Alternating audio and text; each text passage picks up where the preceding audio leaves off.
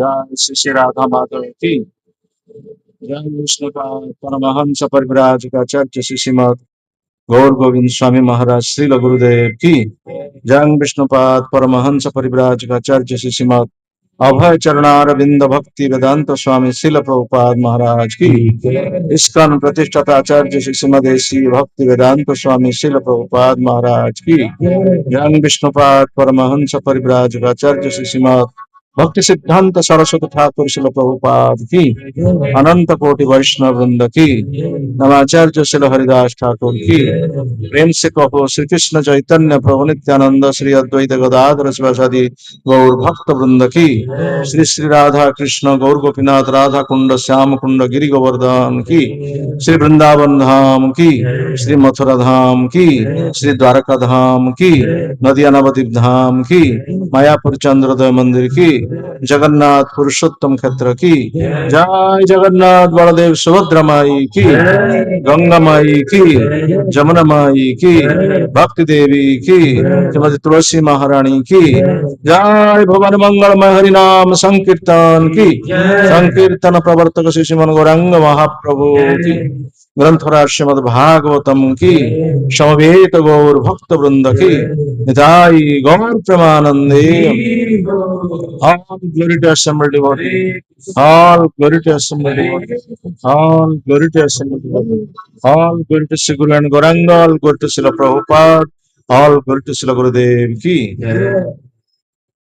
ओम अज्ञानतिमिरन्धस्य ज्ञानाञ्जन शलाकया चक्षुरुन्मिलितं येनं तस्मै श्रीगुरवे नमः श्रीचैतन्यमनोभीष्टं स्थापितं येन भूतले स्वयं रूप कदा मह्यं ददाति सोपदान्तिकम् वन्देऽहं श्रीगुरु श्रीयुतपदकमल श्रीगुरु वैष्णवस्य श्रीरूपं साग्रजातं सहगण रघुनाथनितं तं सजीवम् साद्वैतं सावधूतं परिजनसहितं कृष्ण चैतन्यदेवं श्रीराधा कृष्णपदान् सगण ललिता श्रीविशाखान्वितश्च हे कृष्णा करुणा सिंधु दीनबंधु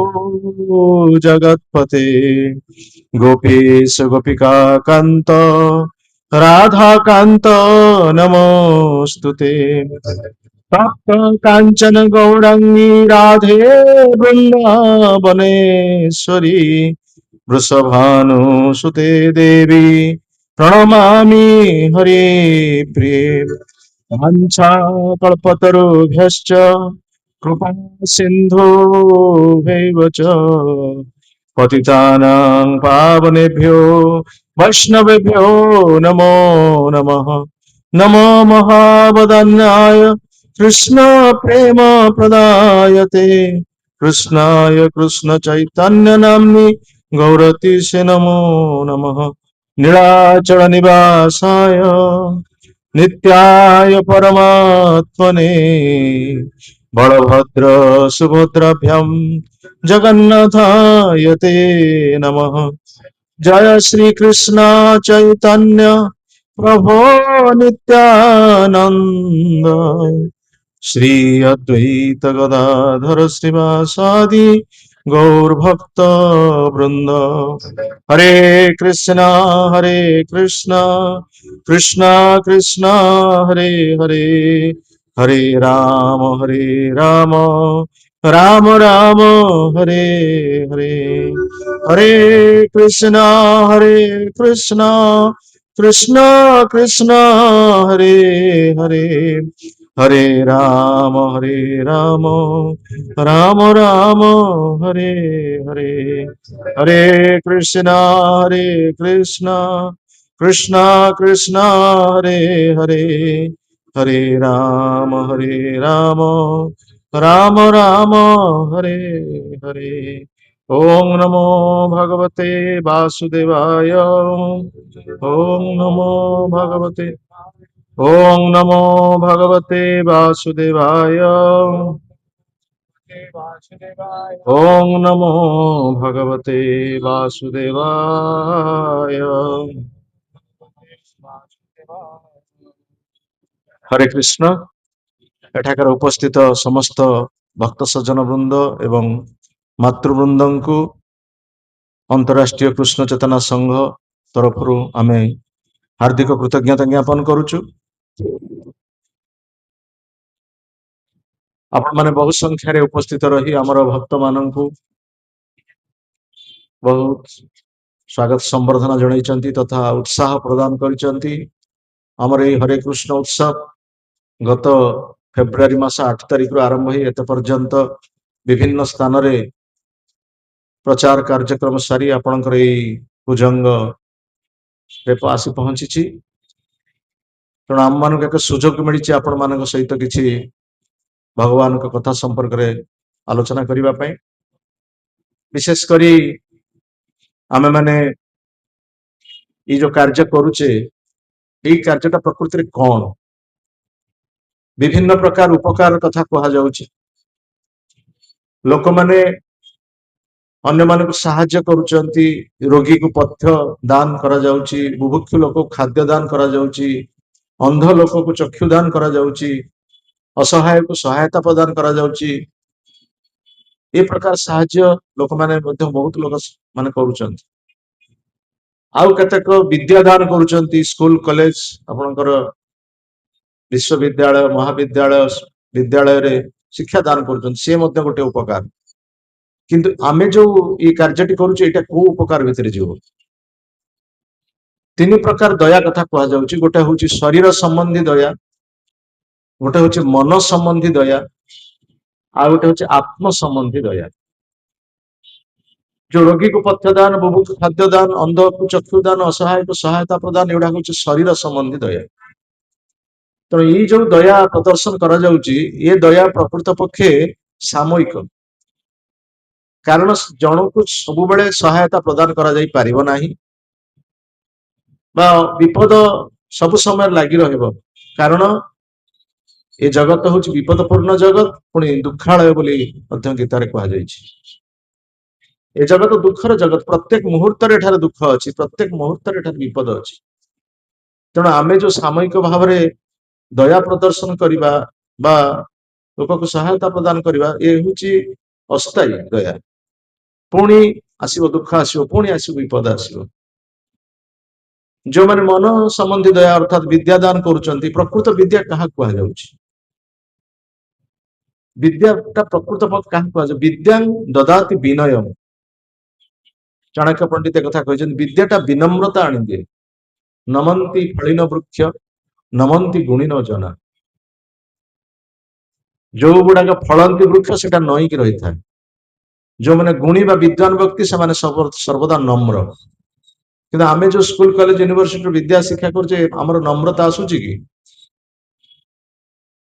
दंभ दर्प अभिमान क्रोध पारुष्यम एवच अज्ञान च अभिजातस्य पार्थ संपद आसुगे आम भीतर दंभ आसुची दर्प आसुची गर्व आसुची अहंकार आसुची कारण या जड़ विद्या बोली कहा जाए प्रकृत विद्या नुहे आपण माने भूल बुझी पारंते किंतु जोटा अप्रिय सत्य आम कहवा बाध्य हो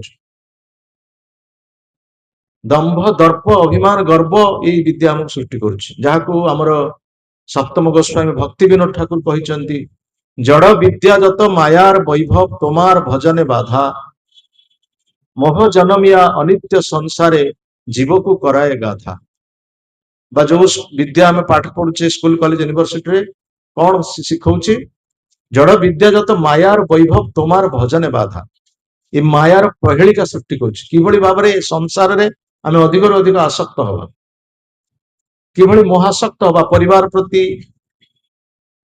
पति पत्नी प्रति बंधु बांधव प्रति समाज प्रति देश प्रति कि भाव में आम आसक्त हवा यही विद्या ही ताही शिक्षा दूची मोह जन्म या अनित्य संसार संसार प्रति आमर मोह सृष्टि करुची आमे कौन होइछु ना गध होइछु गध जमती बिड़ाए घास पाई कठिन परिश्रम करुछु सेही बड़ी भाव में आमे टिके इंद्रिय सुख पाई कठिन परिश्रम करिकी टंका रोजगार करुछु फॉर सेंस ग्रेटिफिकेशन इंद्रिय केवल परितृप्ति करबा तेणु ये जो विद्यादान मन संबंधी विद्यादान एटा भी प्रकृत विद्या नुह किंतु जोटा आत्म संबंधी दया अर्थात आमे प्रत्येक व्यक्ति भीतर आत्मा को दर्शन करुछु आमे शरीर दर्शन करूने कारण शरीर टा सबुदिन रहिबो नाही आ शरीर बराबर परिवर्तन होउची आ शरीर को चाहिए मध्य आमे सबुदिन सुख शांति रखी परिबा नाही किंतु शरीरटा कर्मठ जो होइची शरीरटा जो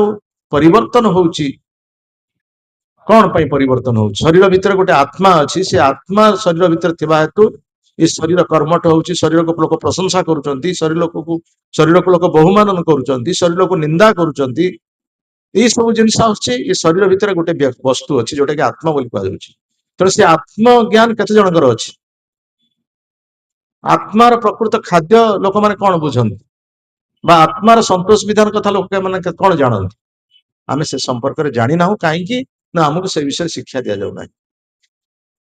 ତେଣୁ ସେଇ ଶିକ୍ଷା ଦେବା ପାଇଁ ଆମର ଏ ସଂଘର ପ୍ରଚେଷ୍ଟା। କେମିତି ଆମେ ଆତ୍ମାକୁ ଜାଣିବା? ଆତ୍ମା ସନ୍ତୁଷ୍ଟ ହେଲେ ସମସ୍ତେ ଶରୀର ସନ୍ତୁଷ୍ଟ। ଆତ୍ମାଟା ସନ୍ତୁଷ୍ଟ ହବ କେତେବେଳେ? ନା ଆତ୍ମା ଯେତେବେଳେ ପରମାତ୍ମାଙ୍କ ସହିତ ସମ୍ପର୍କିତ ହବ। ଆଉ ଏଇଟା ହିଁ ଆମେ ଏଇ ମାନବ ଜୀବନରେ ହିଁ ଜାଣିପାରିବା। ପଶୁପକ୍ଷୀ ଜୀବନରେ ଏହା ଜାଣିପାରିବା ନାହିଁ, କାରଣ ପଶୁପକ୍ଷୀଙ୍କର ଚେତନା ହଉଛି ନିମ୍ନ ଚେତନା, ନିଚ ଚେତନା। ଗୋଟେ କୁକୁରକୁ କହିଲେ ଘଣ୍ଟି ବଜେଇବା ପାଇଁ, ସେ ଘଣ୍ଟି ବଜେଇବ। ବା ବିରାଡି କହିବେ ଠାକୁରଙ୍କୁ ପ୍ରଣାମ କର, ସେ ପ୍ରଣାମ କରିବ। ମାନେ ସେମାନେ ଚେତନା ହେଉଛି ନିମ୍ନ ଚେତନା। କିନ୍ତୁ ଗୋଟେ ମନୁଷ୍ୟକୁ ଯେତେବେଳେ କୁହାଯିବ ତୁମେ ଭଗବାନଙ୍କ ପାଖକୁ ଯାଅ, ପ୍ରଣାମ କର, ଗୋଟେ ଛୋଟ ପିଲା କହିଲେ ମଧ୍ୟ ସେ ତାର ପ୍ରଣାମ କରେ। କାରଣ ମନୁଷ୍ୟର ଚେତନା ହେଉଛି ଉନ୍ନତ ଚେତନା। এই ଚେତନା ପରିପ୍ରେକ୍ଷୀରେ 5 ପ୍ରକାର ଚେତନା କଥା କୁହାଯାଇଛି। 5 ପ୍ରକାର ଚେତନା ଭିତରେ ଗୋଟେ ଆସୁଛି ଆବୃତ ଚେତନା, ସଂକୁଚିତ ଚେତନା, ମୁକୁଳିତ ଚେତନା, ବିକଚିତ ଚେତନା ଏବଂ ପୂର୍ଣ୍ଣ ବିକଚିତ ଚେତନା। ଆବୃତ ଚେତନା ଏବଂ ସଂକୁଚିତ ଚେତନା, ଆବୃତ କହିଲେ ଆବରଣ ହେଇକି ଅଛି, ପ୍ରକାଶିତ ହେଇପାରୁନି। ସଂକୁଚିତ କହିଲେ ସଂକୁଚିତ ହେଇକି ସମ୍ପ୍ରସାରିତ ହେଇପାରୁନାହିଁ, ସଂକୁଚିତ ହେଇକି ଅଛି, ସେଟା ସମ୍ପ୍ରସାରିତ କେବେ ହେଲେ ହେଇପାରିବ ନାହିଁ। ଆବୃତ ଚେତନା ଏବଂ ସଂକୁଚିତ ଚେତନା ଭିତରେ ରହୁଛନ୍ତି ପଶୁ, ପକ୍ଷୀ, କୀଟ, ପତଙ୍ଗ, ସ୍ଥାବର, ଜଙ୍ଗମ ଇତ୍ୟାଦି ସମସ୍ତେ ରହୁଛନ୍ତି ଆବୃତ ଏବଂ ସଂକୁଚିତ ଚେତନା ମଧ୍ୟରେ। କିନ୍ତୁ ମୁକୁଳିତ ଚେତନା, ବିକଚିତ ଚେତନା ଏବଂ ପୂର୍ଣ୍ଣ ବିକଚିତ ଚେତନା ସ୍ତରରେ ରହୁଛି ମାନବ। ମାନବର ଚେତନା ମୁକୁଳିତ ସ୍ତରରୁ ବିକଚିତ ଚେତନା ସ୍ତରକୁ ଆସିପାରିବ ଏବଂ ତାପରେ ସମ୍ପୂର୍ଣ୍ଣ ବିକଚିତ ଚେତନା ସ୍ତରକୁ ସେ ଆସିପାରିବ। ମାନବର ଚେତନାର ଉନ୍ମେଷ ହେଇପାରିବ, କିନ୍ତୁ ପଶୁପକ୍ଷୀଙ୍କ ଚେତନାର ଉନ୍ମେଷ ହବ ନାହିଁ। କିନ୍ତୁ ଆମେ ଦେଖୁଛେ କଣ, ଯେ ପ୍ରକୃତ ପକ୍ଷେ ପଶୁ ପକ୍ଷୀ ସେମାନେ ପ୍ରକୃତିର ନିୟମକୁ ସେମାନେ ମାନୁଛନ୍ତି। ଯଦିଓ ତାଙ୍କର ଚେତନା ହଉଛି ନିମ୍ନ ଚେତନା, କିନ୍ତୁ ସେମାନେ ପ୍ରକୃତିର ନିୟମକୁ ପାଳନ କରୁଛନ୍ତି। କିନ୍ତୁ ମାନବର ଚେତନା ଉନ୍ମେଷ ହୋଇପାରିବ, ମୁକୁଳିତ ଚେତନାରୁ ବିକଚିତ ଚେତନା ସ୍ତରକୁ ଆସିବ ଏବଂ ବିକଚିତ ଚେତନାରୁ ପୂର୍ଣ୍ଣ ବିକଚିତ ଚେତନା ସ୍ତରକୁ ଆସିବ। କିନ୍ତୁ ମାନବ କଣ କରୁଛି? ମାନବ ପ୍ରକୃତିର ନିୟମର ଉଲ୍ଲଂଘନ କରୁଛି। ଗୋଟେ ସାଧାରଣ ଉଦାହରଣ ଦେବି, ଗୋଟେ ବାଘକୁ ଘାସ ଦେଲେ ସେ ଖାଇବ ନା। ବାଘର ଖାଦ୍ୟ ହଉଛି ମାଂସ, ସେ ମାଂସାଶୀ ପ୍ରାଣୀ। ସେମିତି ଗାଈକୁ ମାଂସ ଦେଲେ ସେ ଖାଇବ ନା। ଗାଈ ହଉଛି ତୃଣଭୋଜୀ ପ୍ରାଣୀ, ଗାଈ କେବଳ ତୃଣ ହିଁ ଖାଇବ। ତାଙ୍କର ଯାହା ଖାଦ୍ୟ ସେମାନେ ଖାଇବେ। ତାଙ୍କର ଯୋଉ ମାଂସାଶୀ ପ୍ରାଣୀ ସେମାନେ ମାଂସ ହିଁ ଖାଇବେ, ତୃଣଭୋଜୀ ପ୍ରାଣୀ ସେମାନେ ତୃଣ ହିଁ ଖାଇବେ। କିନ୍ତୁ ମନୁଷ୍ୟ କଣ କରୁଛି? ମନୁଷ୍ୟ ପ୍ରକୃତରେ ମାଂସାଶୀ କି ନିରାମିଷାଶୀ ତାହାକୁ ଆମକୁ ଜାଣିବା ପାଇଁ ପଡିବ। ଯୋଉମାନେ ମାଂସାଶୀ ପ୍ରାଣୀ ସେମାନଙ୍କର ଦାନ୍ତ ସବୁ ମୁନିଆ ଦାନ୍ତ। ଆପଣ ଦେଖନ୍ତୁ, ବାଘର ଦାନ୍ତ ହଉ, କୁକୁର ଦାନ୍ତ ହଉ, ବିରାଡି ଦାନ୍ତ ହଉ, ଏମାନଙ୍କର ସବୁ ଦାନ୍ତ ଗୁଡାକ ମୁନିଆ ଦାନ୍ତ।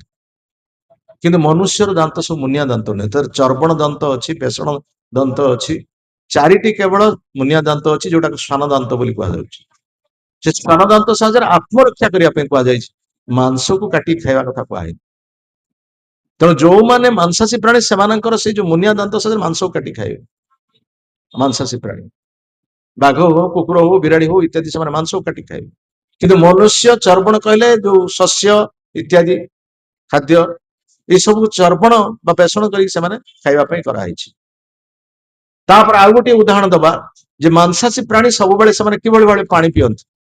ମାଂସାଶୀ ପ୍ରାଣୀ ଜୀଭକୁ ଚାକୁଲ ଚାକୁଲ କରି ସେମାନେ ପାଣି ପିଅନ୍ତି। ବାଘ ହଉ ବା ବିରାଡି ହଉ, ଆପଣ ତ ବାଘ ଦେଖିପାରିବେନି, ବଣ ଜଙ୍ଗଲରେ ଅଛନ୍ତି, ବିରାଡିକି ତ ଆପଣ ଦେଖିପାରିବେ। ବିରାଡି ପାଣିଟା କେମିତି ପିଏ, କୁକୁର କେମିତି ପାଣି ପିଏ? ଜୀଭଟାକୁ ଚାକୁଲ ଚାକୁରି କରି ପାଣି ପିଏ।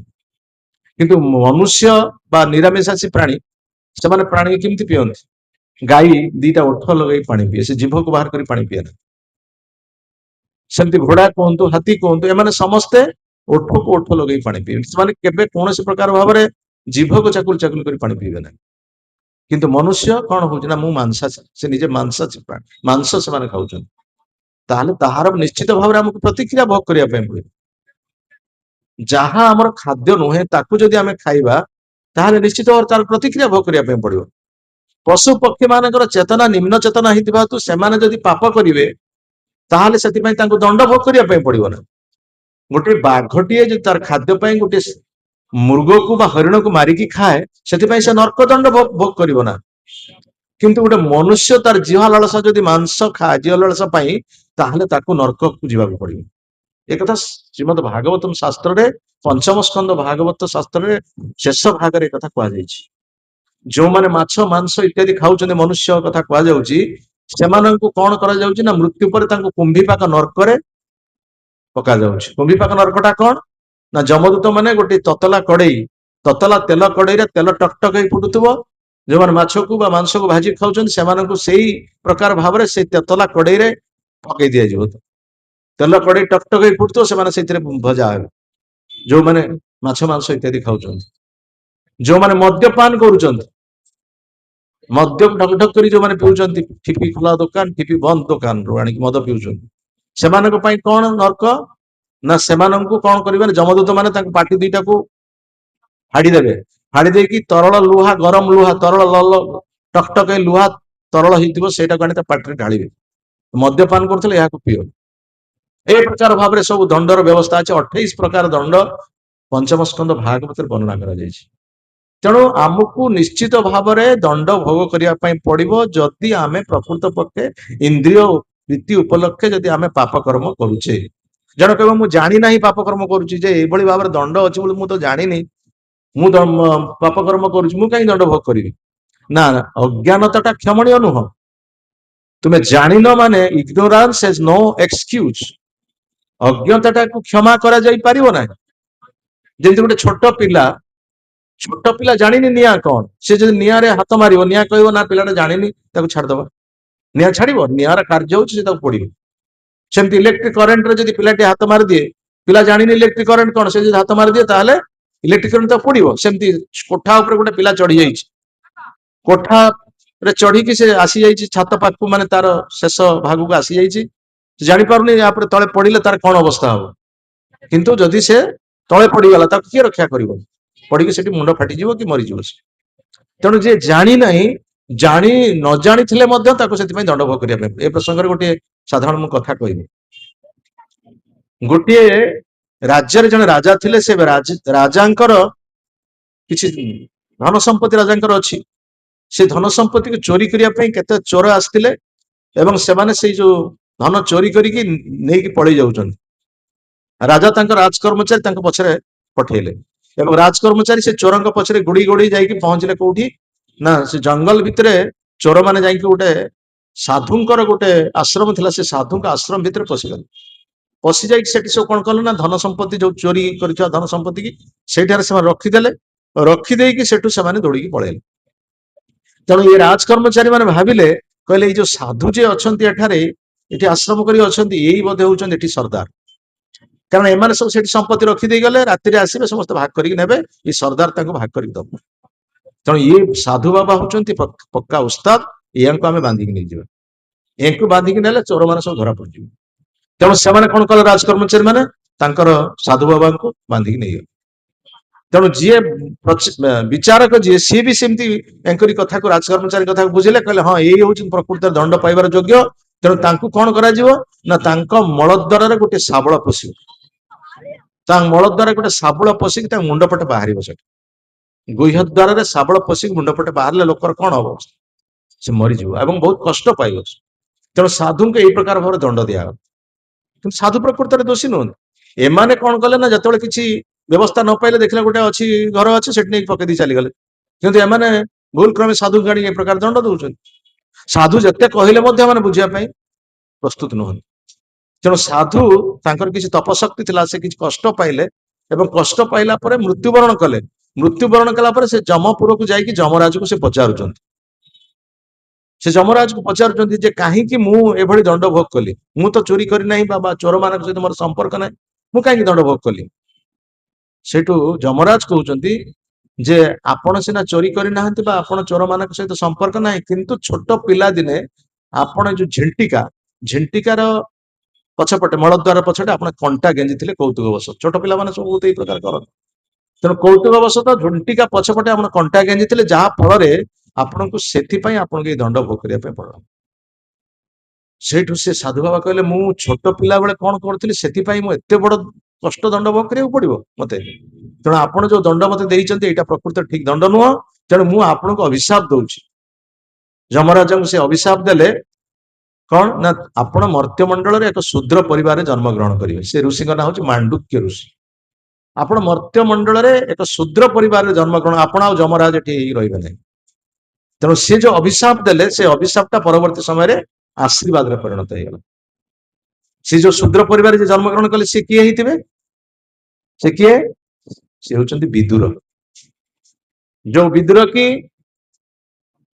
पांडव माननकु साहाय्य करचंती एवं भगवान कृष्ण कर जे प्रिय भक्त। जो जमराज दोषी माननकु अपराधी माननकु दंड दबा तांको दायित्व दिया जायतला, किंतु वर्तमान भक्त माननकु सेवा करिबा एवं भगवानंकर प्रत्यक्ष सेवार सुजोग आज विदुर को मिल गला। तेणु एटा तांकर अभिशापटा तांकर आशीर्वाद रे परिणत हो। तेणु भगवान तांको घर को जाकि बिना निमंत्रण रे साग भजा खाइचंती एवं तांको पत्नी ठारू कदली चोपा खाई देइचंती। ये होची प्रीतिर लक्षण। तेणु से विदुर होचंती जमराज। तेणु मोर कहिबार तात्पर्य होची आमे अज्ञानता अवस्था रे यदि कौनसी पाप करू ताहले सेतिरे आम क्षमा नहीं। तेणु से पापर प्रायश्चित निमित्त आमको किछिटा व्यवस्था करिया पे पड़े। आमे जो पाप कर्म करू सेतिरे प्रायश्चित पई किछिटा व्यवस्था करिया पे, विशेष करी मानव जीवन। तेणु सेतिपई श्रीमद् भागवतम भगवत गीता रे ए विषय रे आम मानकु शिक्षा दिया जायछि। अर्जुन प्रथम प्राथमिक स्थिति रे से युद्ध करिया पे इच्छा प्रकाश करूनथिले, काहेकि ना युद्ध क्षेत्र को जाइकि से देखिले तांकर प्रतिपक्षर योद्धा माने से होचन तांकर बंधु भाई गुरु पितामह इत्यादि समस्त अच्छन, तांके विरुद्ध किभଳି भाବରେ युद्ध करिवे। ସେଥିପାଇଁ से युद्ध करिया पे इच्छा प्रकाश कलेन कि युद्ध क्षेत्र में त्याग करके जाइकी तपस्या करिवे। किंतु भगवान तांको कहिले ना तुमको युद्ध करिवा पे पड़िवो एवं शरीर एवं आत्मा विषय ता परवर्ती अध्याय से कहिले तुम्हें जो शरीर संपर्क पई दुख प्रकाश करूछो से शरीर तुम रखि परिबो नै, बस से शरीर को चाहिले तुम रक्षा करि परिबो नै। ये शरीर बराबर परिवर्तनशील। भीष्म वृद्ध हेलेनी, द्रोण वृद्ध हेलेनी, से वृद्ध शरीर त्याग कला पर से युवक शरीर पाइबे। तेणु से मारिबार तुम असुविधा कौन अच्छी? आ जदि तुम्हें मारिल सेठी युद्ध क्षेत्र से मरले ताहले से भगवत धाम को जीवे। कहीं मु एठारे अछि, मु युद्ध क्षेत्र अच्छी, मते से दर्शन कर मृत्युवरण करेंगे, से भगवत धाम को जीवे। आ तुम्हें जब युद्ध क्षेत्र मृत्युवरण कर तुम्हें भगवत धाम को जीव। आ तुम्हें जब युद्ध क्षेत्र जय लाभ कर तुम राज्य प्राप्ति सिंहासन प्राप्ति हो। तेणु सबु क्षेत्र लाभ, सबु क्षेत्र लाभ को छाड़ी क्षति पाक कहीं जीव। आ तपस्या करिवो तुम्हें जाइए, तुम्हें तो तपस्या करि परिबो नै, कारण तुम्हें होच क्षत्रिय। क्षत्रिय स्वाभाविक कार्य होच युद्ध करिबा, तुम्हें कौन तपस्या करिवो। तेणु तुम्हें जाइए बाहर जदि मृत्युवरण कर तुम नरक गति हो। ठीक है भगवान कहे। तेणु अर्जुन कौन कले? अर्जुन शेष भगवान को इच्छा ही पालन कले। भगवत गीतार समस्त उपदेश दे सारा पर भगवान अर्जुन कहले यथा इच्छसी तथा करू। तुमको मु सब कथा कहली, तुम्हें जहाँ इच्छा करिपार ताहा करिपार। तुम्हें चाहिले युद्ध करिपार किंबा युद्ध क्षेत्र त्याग करके जाके तपस्या करिपार। एटा तुम पर निर्भर करे। सेति भगवान आम मानक स्वाधीनता देइछन्ति। भगवान कहार स्वाधीनता उपर हस्तक्षेप करूना, कहीं आम हूँ जीव, आमर जीवात्मा, आमर चेतना शक्ति अच्छी। आमको बाध्यतामूलक भाव आम कौन प्रकार कार्य करें। आमको भगवान स्वाधीनता देते, कारण आम अनुस्वाधीन, भगवान होचंती परम स्वाधीन। कारण भगवान आम मैंने अंश विशेष। तेणु स्वाधीनतार प्रकृत पक्षे सदुपयोग करने हूँ बुद्धिमान लोकर कर्तव्य। से भगवत गीता रे भगवान कृष्ण अर्जुन को भूमिका करके समस्त आम मान उपदेश देते। तेणु द्वितीय अध्याय सब विषय कहला परे आमे किभଳି भावरे ए जगत रे काम करिवा, कार्य करिवा एवं को ज्ञान प्रकृति लाभ करिवा एवं किभଳି भावरे आमे ध्यान करिवा, ए सब विषय गीता रे संपूर्ण भावरे उपदेश दियागला। तेणु विशेष करी मानव जीवन रे हमकु हमर जीवन लक्ष्य संपर्क रे जानिबा पई पड़िबो। किंतु आमे माने हम जीवन लक्ष्य संपर्क रे केते जण पचारुचे? आमे काहीकि मनुष्य जीवन पाइचे? ये मनुष्य जीवन रो उद्देश्य कौन? काहीकि आमे दुख भोग करूचे? मृत्यु पूर्व आम कौन करने को पड़ो? मृत्यु पर कौन गति हम? ए विषय के जन प्रश्न पचार? नो वन केही ए विषय प्रश्न पचार ना। किभଳି आमे भलरे खाइबा, किभଳି भलरे निद्रा जिबा, आमे केमिति मैथुन क्रिया करिबा एवं आत्मरक्षा केमिति करिबा, ए विषय समस्त चेष्टित। आहार निद्रा भय मैथुनंच एतद् भीर पशु भी नराण धर्म हि तेषा अधिक विशेषा धर्मेण हीन पशु भी समान। गोटे कुकुरटी खाऊची, ସିଏ ମଧ୍ୟ ଶୋଉଛି, ସିଏ ମଧ୍ୟ ମୈଥୁନ କ୍ରିୟା କରୁଛି ଏବଂ ସିଏ ମଧ୍ୟ ଆତ୍ମରକ୍ଷା କରୁଛି। ପକ୍ଷୀ, କୀଟ ପତଙ୍ଗ ସମସ୍ତେ ଚାରିଟି କ୍ରିୟା କରୁଛନ୍ତି, ଆହାର, ନିଦ୍ରା, ଭୟ ଆଉ ମୈଥୁନ। କିନ୍ତୁ ମନୁଷ୍ୟ ଜୀବନ ପାଇଁ ଯଦି ଆମେ ସେଇ ଚାରିଟି କାର୍ଯ୍ୟ କଲେ, ସେଇ ଆମେ ଖାଇବା, ସେଇ ଆମେ ନିଦ୍ରା ଯିବା, ସେଇ ଆମେ ଆତ୍ମରକ୍ଷା କରିବା ଆଉ ସେଇ ମୈଥୁନ କ୍ରିୟା କରିବା, ତାହେଲେ ମନୁଷ୍ୟ ଏବଂ ପଶୁପକ୍ଷୀ ଭିତରେ ପାର୍ଥକ୍ୟ କଣ? ବରଂ ସେମାନେ ପ୍ରକୃତିର ନିୟମକୁ ପାଳନ କରୁଛନ୍ତି, ମୁଁ ପ୍ରଥମରୁ କହିଛି, କିନ୍ତୁ ଆମେ ପ୍ରକୃତିର ନିୟମକୁ ପାଳନ କରୁଛୁ। ତାହେଲେ ପଶୁପକ୍ଷୀ ଠାରୁ ଆହୁରି ନିକୃଷ୍ଟ ସ୍ତରରେ ମାନବ ଅଛି। ପଶୁପକ୍ଷୀ ମାନଙ୍କ ଠାରୁ ନିକୃଷ୍ଟ ସ୍ତରରେ ମାନବ ଅଛି। ଗୋଟେ କୁକୁରକୁ ଯଦି ଗୋଟେ ରୁଟିଟିଏ ଦିଆଯାଇଥିବ, 3 ମାସ କି 4 ମାସ ପରେ ସେ ମାଲିକ ଯଦି ଆସିକି ତା ପାଖରେ ଆସି ପହଞ୍ଚିବ, କୁକୁରଟି ତାକୁ ଜାଣିପାରିକି ଲାଙ୍ଗୁଡ ହଲେଇବ। ମନୁଷ୍ୟ କିନ୍ତୁ ଭୁଲି ଯାଇଥିବ କୁକୁରକୁ, କିନ୍ତୁ କୁକୁର ତାର ନିମକ ସଚ୍ଚା, ସେ ତା ମାଲିକକୁ ଦେଖିଲେ ନିଶ୍ଚିତ ଲାଙ୍ଗୁଡ ହଲେଇବ। କିନ୍ତୁ ମଣିଷ ନିମକ ହାରାମ କୁହାଯାଏ। ଯାହାଙ୍କର ଉପକାର ପାଇବ ସେଇ ଉପକାରୀ ଲୋକକୁ ମାରିବ। ତାହେଲେ ମନୁଷ୍ୟ କଣ ପ୍ରକୃତିର ନିୟମ ମାନୁଛି? ତେଣୁ ସେଥିପାଇଁ ଗୀତା ଭାଗବତରେ ଆମ ମାନଙ୍କ ପାଇଁ ଉପଦେଶ ଦିଆଯାଇଛି। ଆଉ ଗୀତାରେ ଗୁହ୍ୟତମ ଉପଦେଶ ଭଗବାନ ଅର୍ଜୁନଙ୍କୁ ଦେଲେ, ସର୍ବଧର୍ମାନ ପରିତ୍ୟଜ୍ୟ ମାମେକଂ ଶରଣଂ ବ୍ରଜ ଅହଂ ତ୍ୱାଂ ସର୍ବ ପାପେଭ୍ୟୋ ମୋକ୍ଷୟିଷ୍ୟାମି ମା ଶୁଚ। ତୁମେ ସବୁ ଯାହା କିଛି କରିଛ, ପୂର୍ବରୁ ଯାହା କିଛି କାର୍ଯ୍ୟ କରିଛ, ସେ ସବୁକୁ ଭୁଲି ଯାଅ। ବର୍ତ୍ତମାନ ତୁମର କାର୍ଯ୍ୟ ହଉଛି ତୁମେ ମୋର ଶରଣାପନ୍ନ ହୁଅ। ଭଗବାନ କୃଷ୍ଣ ନିର୍ଭର ପ୍ରତିଶ୍ରୁତି ଦେଇ କହିଲେ, ତୁମେ ମୋର ଶରଣାପନ୍ନ ହୁଅ। ତେଣୁ ତୁମେ ଯଦି ମୋର ଶରଣାପନ୍ନ ହବ, ତାହେଲେ ମୁଁ ତୁମର ସମସ୍ତ ଦାୟିତ୍ୱ ମୁଁ ନେବି ଆଉ ତୁମକୁ ମୁଁ ଉଦ୍ଧାର କରିବି। এই କଥା କେହି କୌଣସି ଶାସ୍ତ୍ରରେ ନିର୍ଭର ପ୍ରତିଶ୍ରୁତି ଦେଇନାହାନ୍ତି। ଶରଣାପନ୍ନ ହବା କଥା ଗୀତାରେ ଭଗବାନ କହିଲେ, କିନ୍ତୁ ଶରଣାଗତିର କଥା ନିଜେ ଭଗବାନ ଆଚରଣ କରିକି ଶିକ୍ଷା ଦେଇ ନାହାନ୍ତି। କିଭଳି ଭାବରେ ଶରଣାଗତ ହବାକୁ ପଡିବ ସେ କଥା ସେ ଶିକ୍ଷା ଦେଇନାହାନ୍ତି। ତେଣୁ ଗୀତା ଯୋଉଠି ଶେଷ ହେଇଛି, ଶ୍ରୀମଦ ଭାଗବତମ ସେଇଠି ଆରମ୍ଭ ହେଇଛି। ତେଣୁ ସେ ଶରଣାଗତିର ମାର୍ଗଟାକୁ ସେ ଭଗବାନ ତାଙ୍କର ଭକ୍ତ ମାଧ୍ୟମରେ ଏଇ ଜଗତକୁ ଶିକ୍ଷା ଦେଇଛନ୍ତି। କିଏ ଶରଣାଗତ ହେଇଥିଲେ? ନା ପରୀକ୍ଷିତ ମହାରାଜ। ପରୀକ୍ଷିତ ମହାରାଜ ବ୍ରହ୍ମ ଶାପ ହେଲା, ଶମିକ ଋଷିଙ୍କର ପୁତ୍ର ଶୃଙ୍ଗୀ ତାଙ୍କୁ ଅଭିଶାପ ଦେଲେ, 7 ଦିନ ଭିତରେ ତକ୍ଷକ ସର୍ପ ଦଂଶନ କରିବ। କାରଣ ପରୀକ୍ଷିତ ମହାରାଜ ତାଙ୍କ ପିତାଙ୍କ ବେକରେ ଗୋଟିଏ ମୃତ ସର୍ପ ପକେଇଥିଲେ। ଇଏ ଶୃଙ୍ଗୀ ଜାଣିପାରିଲେନି, ଦୂରରେ ଥିଲେ। ସେ ଭାବିଲେ ଯେ ପିତା ଆମର ସର୍ପ ଦଂଶନରେ ନିଶ୍ଚିତ ଭାବରେ ପ୍ରାଣତ୍ୟାଗ କରିଥିବେ। ସେ କିଛି ବୁଝିଲେନି ଏବଂ ସାଙ୍ଗେ ସାଙ୍ଗେ କହିଲେ, ଯିଏ ମୋ ପିତାଙ୍କୁ ମାରିଛି ସେ ଆଜିଠାରୁ ସେଇ ସର୍ପ ଦଂଶନରେ ପ୍ରାଣତ୍ୟାଗ କରିବେ। এই ଅଭିଶାପ ବ୍ରାହ୍ମଣ ପୁତ୍ର ଶୃଙ୍ଗୀ ଦେଇଦେଲେ। ସେତେବେଳେ ସେଇ ଅଭିଶାପର ବା ସେଇ ଯୋଉ ମନ୍ତ୍ରର ସେତେବେଳେ ସେ ଶକ୍ତି ଥିଲା, ଯାହା ଫଳରେ 7 ଦିନ ଭିତରେ ପରୀକ୍ଷିତ ମହାରାଜଙ୍କ ଭଳି ଜଣେ ରାଜା ସେ ମୃତ୍ୟୁବରଣ କରିବେ। ତେଣୁ ଏଇ କଥା ଯେତେବେଳେ ଜାଣିଲେ ତାଙ୍କର ପିତା ଯେତେବେଳେ ଜାଣିଲେ, ସେତେବେଳେ ସେ ପୁତ୍ର କହିଲେ, ଆରେ ଏଭଳି ଜଣେ ରାଜା ପରୀକ୍ଷିତ ମହାରାଜ, ଯିଏ କି ହଉଛନ୍ତି ଭଗବାନଙ୍କର ଶ୍ରେଷ୍ଠ ଭକ୍ତ, ଯାହାଙ୍କୁ ଭଗବାନ ମାତୃ ଗର୍ଭରେ ଥିବା ଅବସ୍ଥାରେ ସୁରକ୍ଷା ଦେଇଥିଲେ, ସିଏ ଆଜି ମରିବାକୁ ଯାଉଛନ୍ତି, 7 ଦିନ ଭିତରେ ମରିବେ। ଏଭଳି ଏକ ରାଜାର ତୁମେ ମୃତ୍ୟୁ ପାଇଁ ଅଭିଶାପ ଦେଇଦେଲ। ଯାଅ ଯାଅ ତାଙ୍କୁ ଜଣାଅ, ଅନ୍ତତଃ ପକ୍ଷେ ସେ ଜାଣନ୍ତୁ ଏବଂ ସେଥିପାଇଁ ସେ ପ୍ରସ୍ତୁତ ହୁଅନ୍ତୁ। ସେ ଯାଇକି ପ୍ରସ୍ତୁତ ହୁଅନ୍ତୁ। ତେଣୁ ତୁମେ ତାଙ୍କୁ ଯାଇକି କୁହ ଯେ ଆପଣଙ୍କର 7 ଦିନ ଭିତରେ ମୃତ୍ୟୁ ହବ, ତାଙ୍କୁ ଜଣେଇ ଦିଅ। ତେଣୁ ସେଇ ଯୋଉ ଶୃଙ୍ଗୀ ଯାଇକି ପହଞ୍ଚିଲେ ପରୀକ୍ଷିତଙ୍କ ପାଖରେ ଏବଂ ପରୀକ୍ଷିତ ପାଖରେ କହିଲେ ଯେ ଆପଣଙ୍କୁ ମୁଁ ଅଭିଶାପ ଦେଇଛି, ଆପଣଙ୍କର ଆଜିଠାରୁ 7 ଦିନ ଭିତରେ ମୃତ୍ୟୁ ହବ। ପରୀକ୍ଷିତ ମହାରାଜ ଚିନ୍ତା କରୁଛନ୍ତି ଯେ ମୁଁ ଯୋଉ ପାପ କର୍ମ କରିଛି, ଜଣେ ସାଧୁଙ୍କ ବେକରେ ମଲା ସାପଟା ପକେଇବା କେତେ ବଡ ଯୁକ୍ତିସଙ୍ଗତ, ଏଟା ମୁଁ ଠିକ କାର୍ଯ୍ୟ କରିନାହିଁ।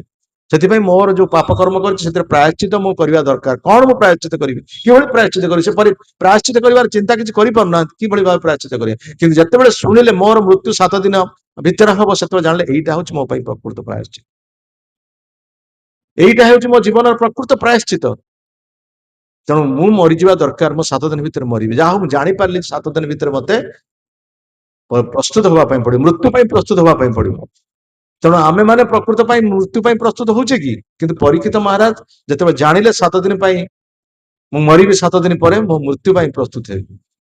ଆମେ ସମସ୍ତେ ବଞ୍ଚିବା ପାଇଁ ପ୍ରସ୍ତୁତ ହଉଛେ, ଆମେ କେମିତି ଭଲରେ ରହିବା ପାଇଁ ପ୍ରସ୍ତୁତ ହଉଛେ, କିନ୍ତୁ ଆମେ କେହି ମରିବା ପାଇଁ ପ୍ରସ୍ତୁତ ହଉନି।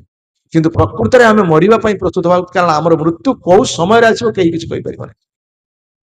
ମୃତ୍ୟୁର କଳାଟା ଶିକ୍ଷା କରିବା ଉଚିତ। ଆମେ ବଞ୍ଚିବାର କଳା ଶିଖୁଛୁ ଏବଂ ଅନୁଷ୍ଠାନ ମାନେ ସବୁ ବଞ୍ଚିବାର କଳା ଶିଖଉଛନ୍ତି, ଆର୍ଟ ଅଫ ଲିଭିଂ।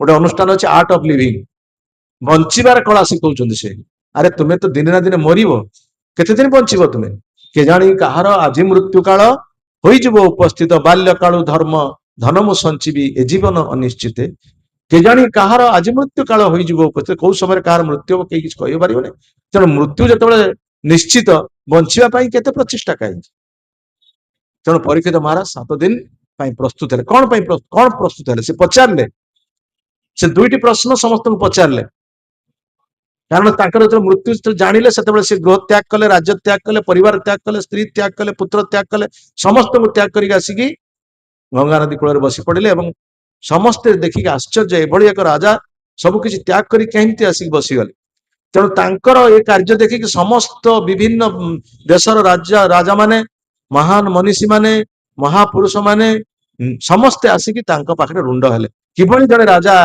प्राण त्याग कर आम देखा चाहूँ तांकर प्राण आम त्याग करने को दबू ना मृत्यु को आम सुरक्षा दू ए प्रकार भाव में परीक्षित महाराज को सुरक्षा देवाई बहु देशर राजा महाराजा माने समस्ते उपस्थित हेले किंतु परीक्षित महाराज बहुत आनंदर सहित समस्त दुईटी प्रश्न से पचार दीटी से प्रश्न पचार जोटा कि आम मान प्रश्न आमे माने प्रश्न करने दरकार किंतु आमे माने से प्रश्न करना भागवत रे प्रश्न और उत्तर गुरुत्वपूर्ण प्रश्न उत्तर रही से गोटे प्रश्न पचारे जे मृत्यु पूर्व जीव कौन करने दरकार मृत्यु पूर्व जीव कौन करने दरकार द्वितीय प्रश्न हूँ मानव जीवन प्रधान कर्तव्य कौन ये दीटी प्रश्न आम प्रश्न ना ये आम मान प्रश्न मृत्यु पूर्व आम कौन करुचे आम कौन करने दरकार से कथा पचार किए कहला आपण तपस्या करंतु किए कहला आपण तीर्थ परिव्राजन करंतु किए कहला आपण दान करंतु किए कहला आपण यज्ञ करंतु ये भाव में विभिन्न लोकों पाखर विभिन्न मतवाद आसला किंतु कौन से परीक्षित महाराज संतुष्ट नथिले कारण से जानिचंती मृत्यु पूर्व कौन करने को कारण मृत्यु तांकर सन्निकट थिला जेतेबेले से मातृ गर्भरे थिले जेतेबेले उत्तरा गर्भरे से थिले सेतेबेले द्रोणपुत्र अश्वत्थामा ब्रह्मास्त्र मारिथिला मारिदेवा पांडव वंशर कहीं न रुहंतु तेणु जो अश्वत्थामा मारिथिला ब्रह्मास्त्र सेतेबेले उत्तरा जाइए शरणापन्न क्या पाखे होते युधिष्ठिर पाखे होते ना भीम पाखे होते ना अर्जुन पाखे होते ना नकुल पाखे ना सहदेव पाखे होते जदिव स्वामी से चली जाइए अभिमन्यु अभिमन्यु को सप्तरथी मारी किंतु से उत्तरांग गर्भरे संतान अच्छी से संतान को मारिदेवा उद्यम कर उत्तरा एम क्या न जाए क्या पाक जाते भगवान कृष्ण को निकट को जाते कारण भगवान कृष्ण ही एकमात्र सुरक्षा दे पारे आउ कहीं सुरक्षा दे पारे जाइए उत्तरा जाइए भगवान कृष्ण को अनुरोध करते पाही पाही महाजोगिन देव देव जगतपते नान्यत्वं अभयं पश्ये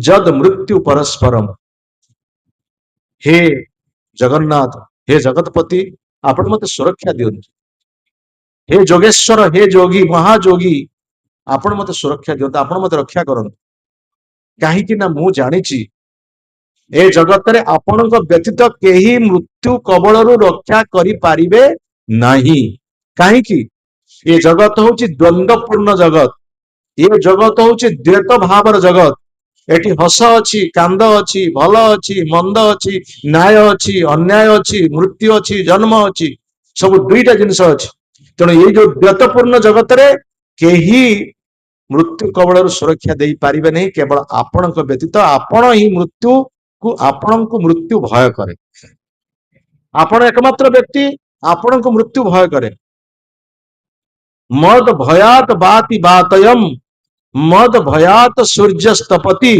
मद भयात इंद्र वर्षति मृत्युश्चरति मत भयात ये कथा कपिलदेव कहते तृतीय स्कंद भागवत रे देवहूति कपिलदेव जी कि भगवान एक अवतार सत्यावेश अवतार मां को शिक्षा देते जे मो भय पवन बहुची कारण से होउछन भगवान भय ही पवन बहुची मद भयात इंद्र वर्षति इंद्र वर्षा कर मो भय सूर्य आलोक प्रदान कर मो भय आ मृत्यु से मो भय ही ता कार्य कर मृत्यु चलती मृत्यु चरण मृत्यु क्रिया करुच्ची मो भय तेणु भगवान को मृत्यु भय करुच्च एकमात्र व्यक्ति जे आपण को मृत्यु भय करे तेणु आपण मत सुरक्षा दे पारे आपण मो पुत्र को सुरक्षा दे पारे जदिओ कृष्ण सहित परीक्षित महाराज किसी संपर्क नहीं कृष्णଙ୍କ सहित संपर्क अभिमन्युଙ୍କ सहित संपर्क ताଙ୍କ पिता अर्जुनଙ୍କ सहित संपर्क किंतु परीक्षितଙ୍କ सहित कौन संपर्क तांकर किंतु जेतेबेले उत्तरा आसी अनुरोध कले प्रार्थना कले सेतेबेले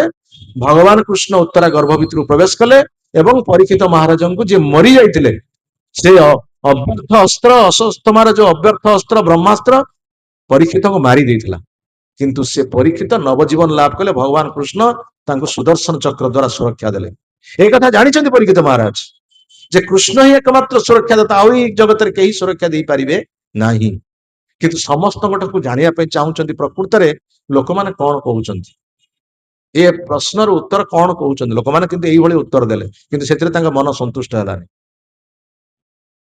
से चाहूले कही जने मते जे सुरक्षा देथिले जन्म समय सेही तांकरी कथा कही जने मते कोन किंतु केही तांकरी कथा कहलेनी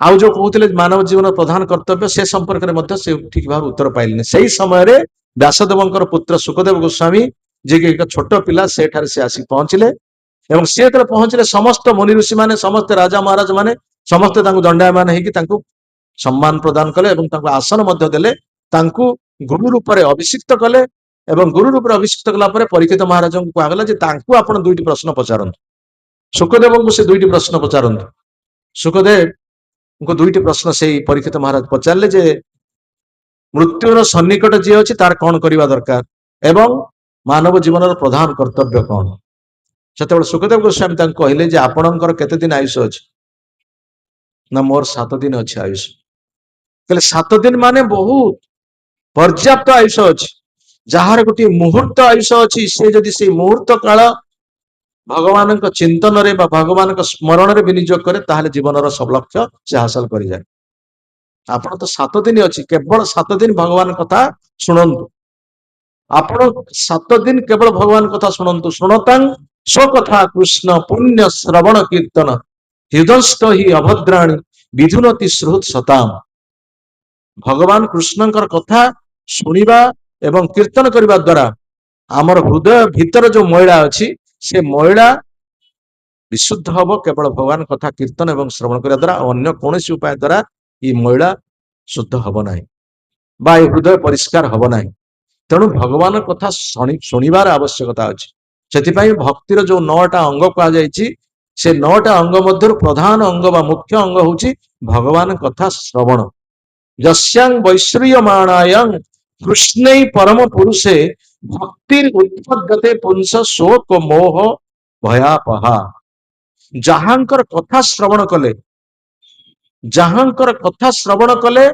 यस्यांग वैश्रियमाणायं कहार कथा ना कृष्ण परम पुरुष भगवान कृष्णकर कथा श्रवण कले भक्तिर उत्पद्यते पुंस आम हृदय भितर भगवान प्रति सेवा भाव जागृत हम आउ कौन दूरीभूत हम 2टा जिनस हम गोटे जिनस हूँ शोक मोह भय दुख इत्यादि दूरीभूत हम एवं भगवान प्रति सेवा भाव जागृत हम एवं भगवान को सेवा कले आम आनंद प्राप्त हम तेणु प्रथमे भगवान कथा शुणा दरकार तेणु से कथा सुखदेव गोस्वामी कहले आपण 7 दिन केवल भगवान कथा शुणु खाली से गोटे कथा कहले गोटे मुहूर्त थिला जने राजांकर आयुष थिला से खट्वांग महाराज उदाहरण देले खट्वांग महाराज देवता मान को साहाय्य करथिबा तो देवता मान तांको स्वर्ग को नहीं जाइथिले एवं स्वर्ग को नेला पर तांको पचारले जे आपण कौन चाहंती स्वर्ग रे सब भोग करिवार जिंस अछि स्वर्ग रे सब भोग करिवा पय व्यवस्था अछि आपण कौन भोग करिवा पय चाहंती सेते बेले खट्वांग महाराज देवता को पचारले जे मोर केते आयुष अछि कोन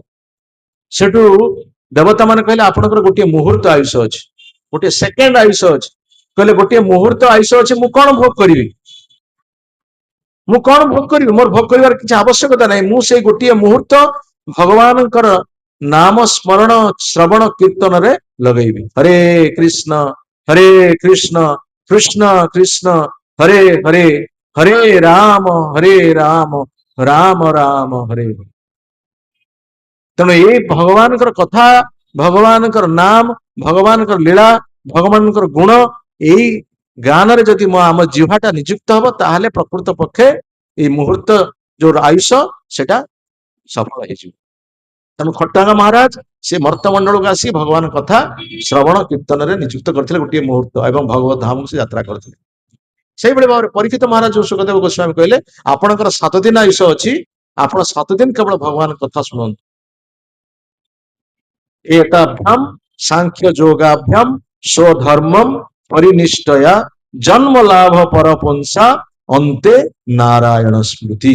श्रीमद भागवतम प्रथम स्कंदर कथा कहुई। आम जीवन काल भितर बहुत कार्य करुचे।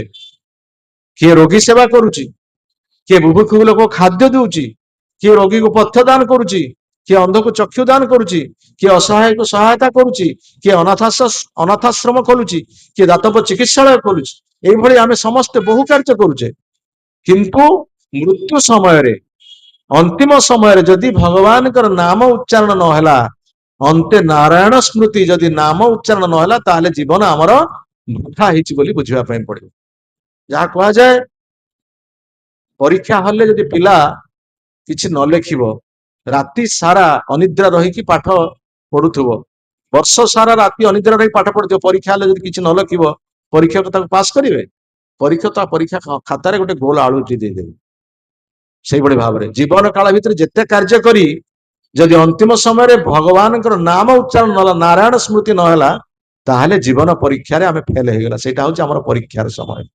आमे परीक्षा फेल हो गले, आमे नरक को जीवा ही सार। किंतु जो माने मृत्यु समय रे भगवान का नाम उच्चारण करती से भगवत धाम को जाती। कहीं ना जदि पूर्व आम अभ्यास कर, जदि पूर्व अभ्यास न कि भाव मृत्यु समय भगवान नाम हो, कहीं मृत्यु समय हूँ जंत्रणादायक समय। बात पित्त कफ कंठ रुद्ध करदेव, कोमा स्टेज एक्सीडेंटल डेथ हम, जो प्रकार भाव मृत्यु हम किसी कहींपर। तेणु मृत्युटा कहार कि भाव हम किसी कहीहबनी। तेणु कि भाव में भगवत स्मृति हम, से प्रसंग में राजा कुलशेखर गोटे सुंदर मुकुंद मुकुंद माला स्तोत्र से कौन कहते, कृष्ण तदीय पद पंकज पंजरांत तदैव विषय तुम्हें मानस राजहंस ए प्राण प्रयाण काले कफवात पीतो कंठावरोधन विधो भजनं कुतस्ते।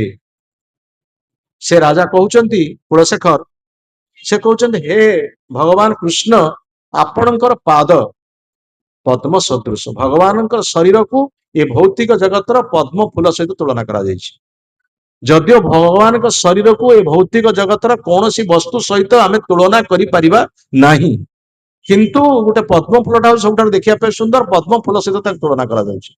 भगवान पाद हूँ पद्म सदृश, तांकर हस्त हूँ पद्म सदृश, तांकर वक्ष हूँ पद्म सदृश, तांकर मुख हूँ पद्म सदृश, तांकर समस्त शरीर अंग हूँ पद्म सदृश। तेणु तांका पाद को पद्म सहित तुलना करा जायछि। से राजा कहते हे राज, हे भगवान आपणकर पाद पद्म, पाद हूँ पद्म सदृश, आ मोर मन हूँ एक हंस, मानस राजहंस, मोर मन हूँ एक राजहंस। जितेबाला मोर मृत्यु समय मु मनरे मु कथा न कहि पारले मध्य, बात पित्त कफ कंठ रुद्ध करदेले मो पाटिरे कथा न कहि पारले मध्य, मो मन रूपक राजहंस आपणकर से पाद रूपक पद्म पाखु संतरण करी करी करी करी जाइए पहुंची जीव। जदि आमे मनरे प्रभु को रखी थाऊ, बा मनरे जदि पूर्वर आमे प्रस्तुत हेई थाऊ, मनरे जदि भगवान को कथा चिंता करि थाऊ, पूर्वर जदि आमे नाम इत्यादि जप करू थाऊ, बा पूर्वर आमे जदि भगवान सहित संपर्कित हेई थाऊ, ताहले निश्चित भाव में भगवान आम कृपा करिवे एवं मृत्यु समय रे से मन रूपक राजहंस आपणकर पाद रूपक पद्म पाखरे पहुंची जीव। आ सेठी जतले चिंता हेई जीव, भगवत स्मृति हेई जीव, ताहले आमे भगवत धाम को जीवा। किंतु आम जीवन काल भितर आमे करूचे कौन, कौन आमे करूचे? परीक्षित महाराज सुखदेव गोस्वामी कहउछन्ति, श्रोत व्याधि राजेंद्र नृणां सन्ति सहस्रश अपश्यताम आत्मतत्व गृहेषु गृह मेधिनाम। ये समाज रे बहु कथा सुनिबार अछि, बहु कथा कुहा जाउछि, बहु कथा सुना जाउछि। केते राजनीतिर कथा सुना जाउछि, केते ग्राम्य कथा सुना जाउछि, केते प्रजल्प होउछि, केते प्रकार भाव रे केते केते कथा कुहा जाउछि। किंतु प्रकृत कथा केते जण कहउछन, आत्म तत्व कथा केते जण कहउछन, आमे जो आत्मार कथा एठी कहउछे ए कथा केते जण कहउछन। श्रोतव्यादि राजेंद्र नृणां संसि सहस्र अपश्यताम, जीवनर प्रकृत तत्व को आमे देखि पारुना, कहीं जीवनर तत्व संपर्क में आमे अंध, अपश्यताम आमे आखि थाई कि मध्य आमे देखि पारुनो। आ गृहेषु गृह मेधिनाम, आमे सब घरे रहिछु किंतु गृह मेधी आमे हिछु। गृह मेधिर अर्थ कौन? गृह मेधी माने गृह प्रति आसक्त, ଗୃହ ବ୍ରତ ବୋଲି କୁହାଯାଉଛି। ଗୃହକୁ ବ୍ରତ ବୋଲି ଧାରଣ କରିଛନ୍ତି, ଯୋଉମାନେ ସାବିତ୍ରୀ ବ୍ରତ କରନ୍ତି, ମଙ୍ଗଳା ବ୍ରତ କରନ୍ତି, ସେମାନେ ବ୍ରତ କରନ୍ତି, ଉପବାସ କରନ୍ତି। କିନ୍ତୁ ସେଇଭଳି ଭାବରେ ଗୃହ ବ୍ରତ ମାନେ ଗୃହକୁ ଆମେ ବ୍ରତ ବୋଲି ଧାରଣ କରୁଛେ। ଆମର ଗୃହ ହଉଛି ସବୁ କିଛି, ଆମ ପରିବାର ହଉଛି ଆମର ସବୁ କିଛି, ଆମ ସ୍ତ୍ରୀ ପୁତ୍ର ହଉଛି ଆମର ସବୁ କିଛି, ଆମର ପୁଅ ଝିଅ ହଉଛନ୍ତି ଆମର ସବୁ କିଛି, ଆଉ ତା ବ୍ୟତୀତ ଆମର କିଛି ନାହିଁ। ଯୋଉମାନେ ଗୃହକୁ ବ୍ରତ ବୋଲି ଧାରଣ କରୁଛନ୍ତି ସେମାନେ କଣ କରୁଛନ୍ତି ଦୁନିଆରେ, ନା ଜୀବନକୁ ନଷ୍ଟ କରିଦଉଛନ୍ତି। ଦେହାପତ୍ୟ କଳତ୍ରାଦିଷୁ ଆତ୍ମସନ୍ନେଷୁ ଅସତ୍ସୁ ଅପି ତେଷାଂ ପ୍ରମତ୍ତ ନିଧନಂ ପଶ୍ୟନ୍ନପି ନ ପଶ୍ୟତି। ଆମେ ଚିନ୍ତା କରୁଛୁ କଣ, ଆମେ ଭାବୁଛୁ କଣ, ଏ ଶରୀର, ଯୋଉ ଶରୀରକୁ ଆମେ ସୁସ୍ଥ ସବଳ କରୁଛୁ, ଜିମ୍ନାସିୟମକୁ ଯାଇକି ଆମେ ସବୁ ଅଭ୍ୟାସ କରୁଛୁ, ବଡି ଏକ୍ସରସାଇଜ କରୁଛୁ, ଆମେ ଭାବୁଛୁ ଏ ଶରୀର ଆମକୁ ସୁରକ୍ଷା ଦେଇଦବ। କିନ୍ତୁ ଏ ଶରୀର ହଉଛି ସବୁର ପ୍ରତିବନ୍ଧକ। ଶରୀରରେ ବିଭିନ୍ନ ପ୍ରକାର ରୋଗ ହଉଛି, ଶରୀର ବୃଦ୍ଧ ହଉଛି, ଏ ଅଙ୍ଗ ସବୁ ନିସ୍ତେଜ ହେଇଯାଉଛି, ଇନ୍ଦ୍ରିୟ ଗୁଡିକ ଶିଥିଳ ହେଇଯାଉଛି। ଏ ଶରୀର ହଉଛି ଆମର ଆଧ୍ୟାତ୍ମିକ ଦିଗରେ ମହାନ ପ୍ରତିବନ୍ଧକ। ଶରୀରର ଚାରିଟା ସମସ୍ୟା ରହିଛି। ଜନ୍ମ ଗ୍ରହଣ କରୁଛେ, ମୃତ୍ୟୁ ନିଶ୍ଚିତ ବରଣ କରିବା, ରୋଗ ନିଶ୍ଚିତ ହବ, ଆଉ ଜରା ବାର୍ଦ୍ଧକ୍ୟ ଅବସ୍ଥା, এই ଚାରିଟା ଆମର ସମସ୍ୟା ଅଛି। ତା ସହିତ ପୁଣି ତିନିଟି ଦୁଃଖ ଭିତରେ ଆମେ ଅଛେ, ଆଧି ଦୈବିକ ଦୁଃଖ, ଆଧି ଭୌତିକ ଦୁଃଖ ଏବଂ ଆଧ୍ୟାତ୍ମିକ ଦୁଃଖ। ବନ୍ୟା, ବାତ୍ୟା, ଦୁର୍ଭିକ୍ଷ, ଭୂମିକମ୍ପ, ମରୁଡି ଇତ୍ୟାଦି ମନୁଷ୍ୟକୃତ ନୁହେଁ, ଏଇ ସବୁ ଜୀବନରେ ଆମର ଦୁଃଖ ଆସୁଛି।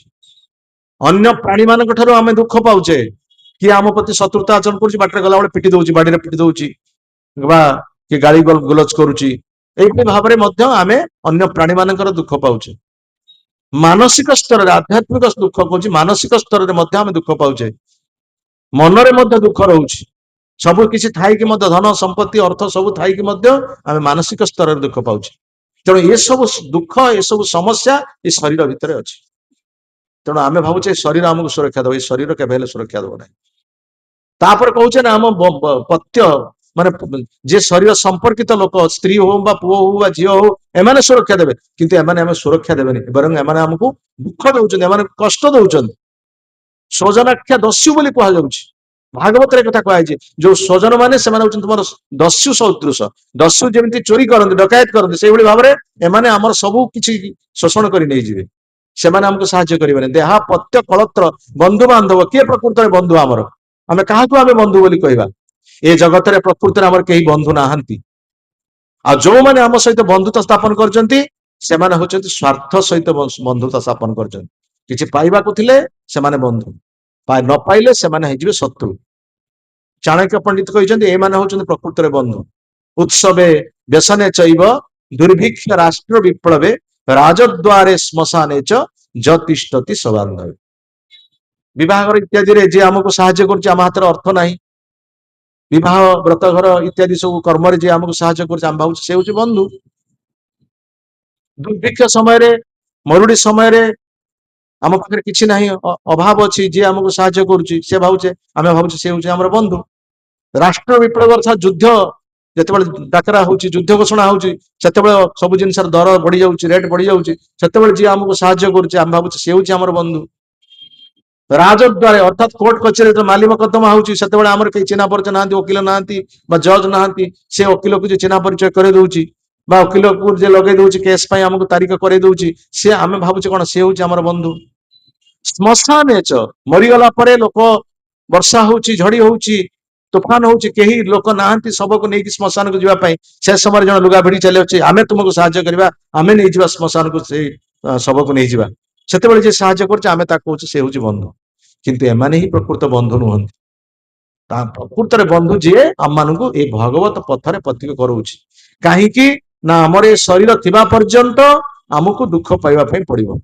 ମନୁଷ୍ୟ ଶରୀର ପାଇଛେ, ଦୁଃଖ ପାଉଛେ, ପଶୁପକ୍ଷୀ ଶରୀର ପାଇବା, ପୁଣି ଦୁଃଖ ପାଇବା, କଷ୍ଟ ପାଇବା, ଆହୁରି ନିକୃଷ୍ଟ କୀଟ ପତଙ୍ଗ ଜନ୍ମ ପାଇବା, ସେଠି ଆହୁରି ଦୁଃଖ ପାଇବା। ଏଇ ଦୁଃଖର ନିବୃତ୍ତି ନାହିଁ। କିନ୍ତୁ ମନୁଷ୍ୟ ଜୀବନରୁ ଯେ ଆମକୁ ଉନ୍ନତ ପଥକୁ ନେଇଛି, ଆଉ କୌଣସି ପ୍ରକାର ଭାବରେ ମନୁଷ୍ୟ ଜୀବନ କିମ୍ବା ଅନ୍ୟ କୌଣସି ଜୀବନ ପାଇବା ନାହିଁ। ଆମେ ସିଧାସଳଖ ଭଗବତ ଧାମକୁ ଯିବା ପାଇଁ ଯିଏ ସାହାଯ୍ୟ କରୁଛି, ସିଏ ହଉଛନ୍ତି ଆମର ପ୍ରକୃତରେ ପରମ ବନ୍ଧୁ, ତାଙ୍କୁ କୁହାଯାଏ ବନ୍ଧୁ। ସେହି ସେ ପରମ ବନ୍ଧୁ, ସେହି ପିତା ମାତା,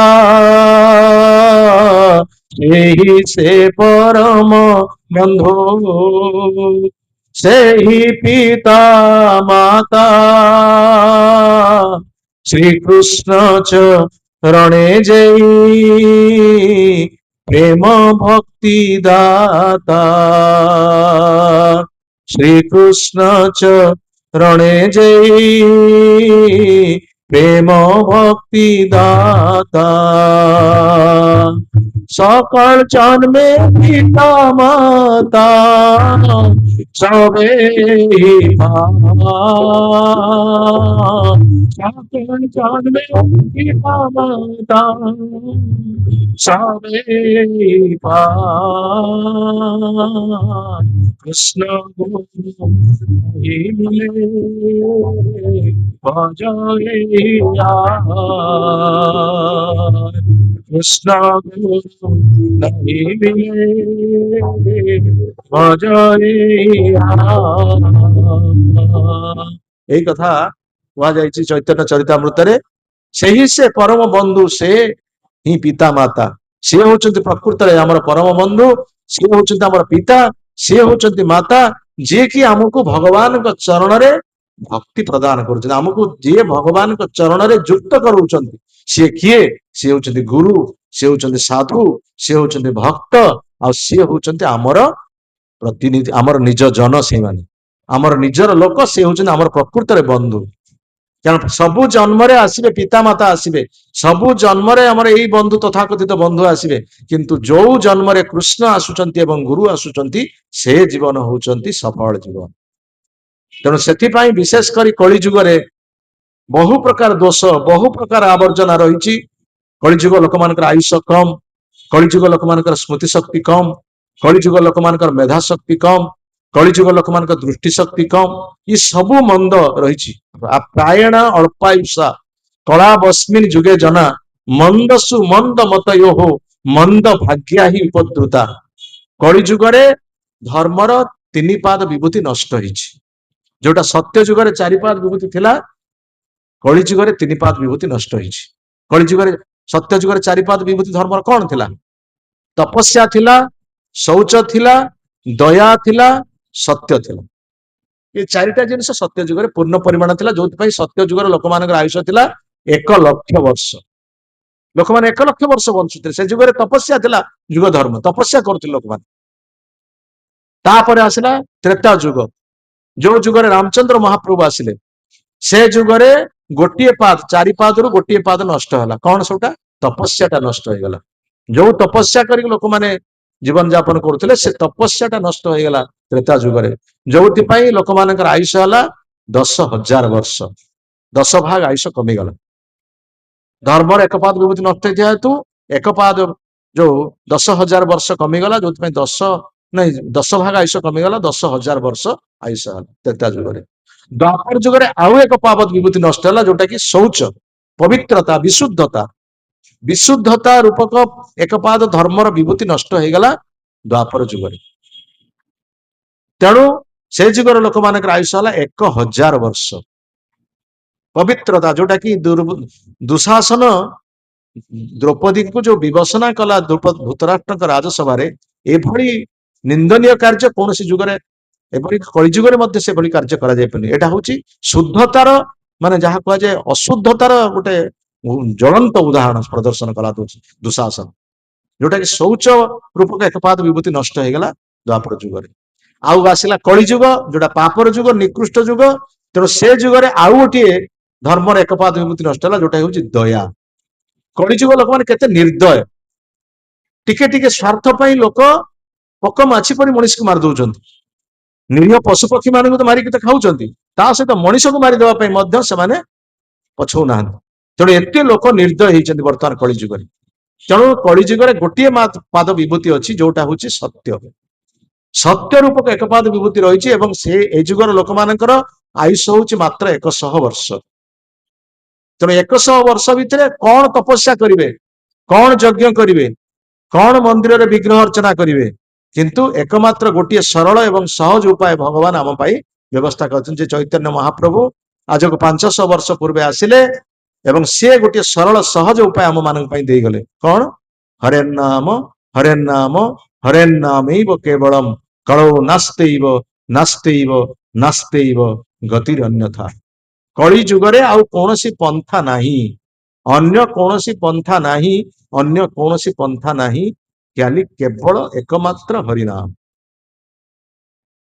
ये हरिनाम होची भगवानंकर दिव्य नाम, जे भगवान ठारू ये नाम कौनसी पार्थक्य नाही।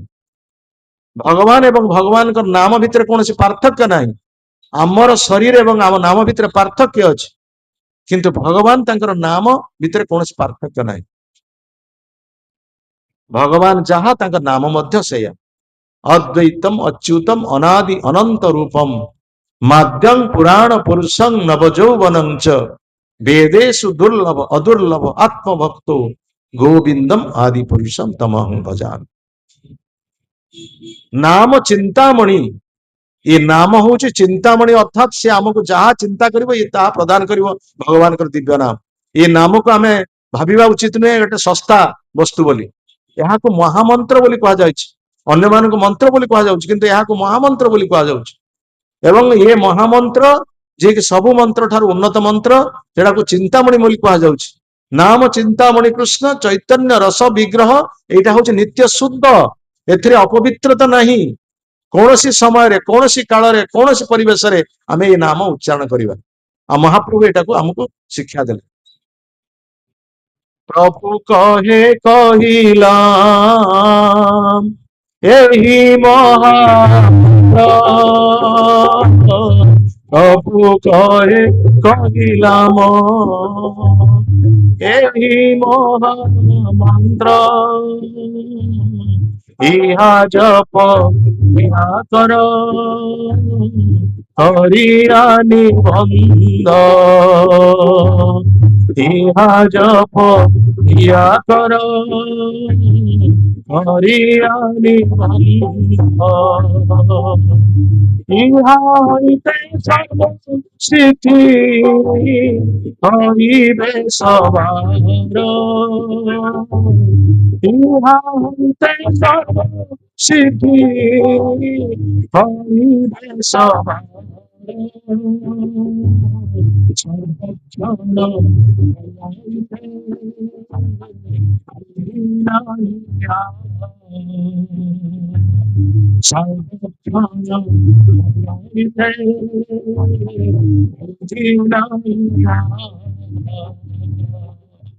कि शयने कि भोजने कि बाजारे, कि शयने कि भोजने कि बाजारे, अहर्निश कृष्ण मनोबोधने, अहर्निश कृष्ण मनोबोधने, हरे कृष्ण कृष्ण कृष्ण हरे हरे, हरे राम राम राम हरे हरे। ये होची दिव्य नाम। ये नाम एवं भगवान मध्य कौन पार्थक्य नहीं। ये हूँ नित्य शुद्ध। यहाँ कौन समय रे, कौन परिवेश रे, जेकोसी समय आम उच्चारण कर। विशेषकर कलिजुग लोक मान होचंदी पापाचारी। यहाँ कौन प्रकार लोक मानकर शुद्धता नहीं, कौन प्रकार दिव्य भल गुण नहीं, किंतु जेतेबेले भगवान नाम उच्चारण करेंगे से माने शुद्ध हेबे, से माने दिव्य हेबे। सेथिपाई गीतारे भगवान नाम कीर्तन संपर्क में कहिसंती। बहुत लोग कहते गीतारे कोठी कीर्तन करबा कथा कुआछि, किंतु गीतारे भगवान कहिसंती जो माने महात्मा, जो माने महाजन, से माने भगवान नाम कीर्तन रे सर्वदा व्यस्त रहन। सततं कीर्तयन्तो मां जतन्तश्च दृढ़व्रता नमस्यन्तश्च मां भक्त्या नित्य जुक्ता उपासते। जो माने सतत भगवान नाम कीर्तन करंती, सततं कीर्तयन्तो मां जतन्तश्च दृढ़व्रता, जो माने दृढ़व्रत भगवान हमको सुरक्षा देवे, तांका व्यतीत आउ केही हमको सुरक्षा दे पारिबे नहीं। ए प्रकार चिंताधारा जो मानकर अछि, ଯତନ୍ତଶ୍ଚ ଦୃଢବ୍ରତା ନମସ୍ୟନ୍ତଂ ମାଂ ଭକ୍ତ୍ୟା, ଯିଏ ସର୍ବଦା ମତେ ପ୍ରଣାମ କରନ୍ତି, ଯିଏ ମତେ ସର୍ବଦା ନମସ୍କାର କରନ୍ତି, ନିତ୍ୟ ଯୁକ୍ତା ଉପାସତା, ଆଉ ସେମାନେ ମୋ ସହିତ ନିତ୍ୟ ଯୁକ୍ତ ହେଇଛନ୍ତି, ସେମାନେ ନିଶ୍ଚିତ ଭାବରେ ମୋର ସୁରକ୍ଷା ପ୍ରାପ୍ତ ହେବେ। ଗୀତାରେ କୁହାଗଲା। ଭାଗବତରେ ମଧ୍ୟ ଶେଷରେ କୁହାଯାଇଛି, ସମୀକ୍ଷା ଦିଆଯାଇଛି ନାମ ସଂକୀର୍ତ୍ତନ ବିଷୟରେ। ନାମ ସଂକୀର୍ତ୍ତନ ଯସ୍ୟ ସର୍ବ ପାପ ପ୍ରଶମନମ୍ ପ୍रणमं दुख समनं च तं नमामि हरि परम।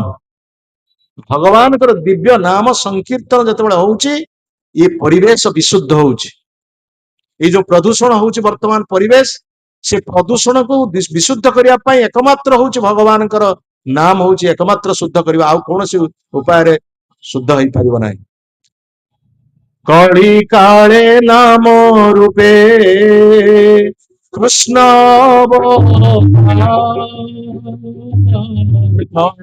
काळे नाम रूपे कृष्ण नाम सब जगत निष्ठान नाम सब जगत निष्ठान नाम बिनु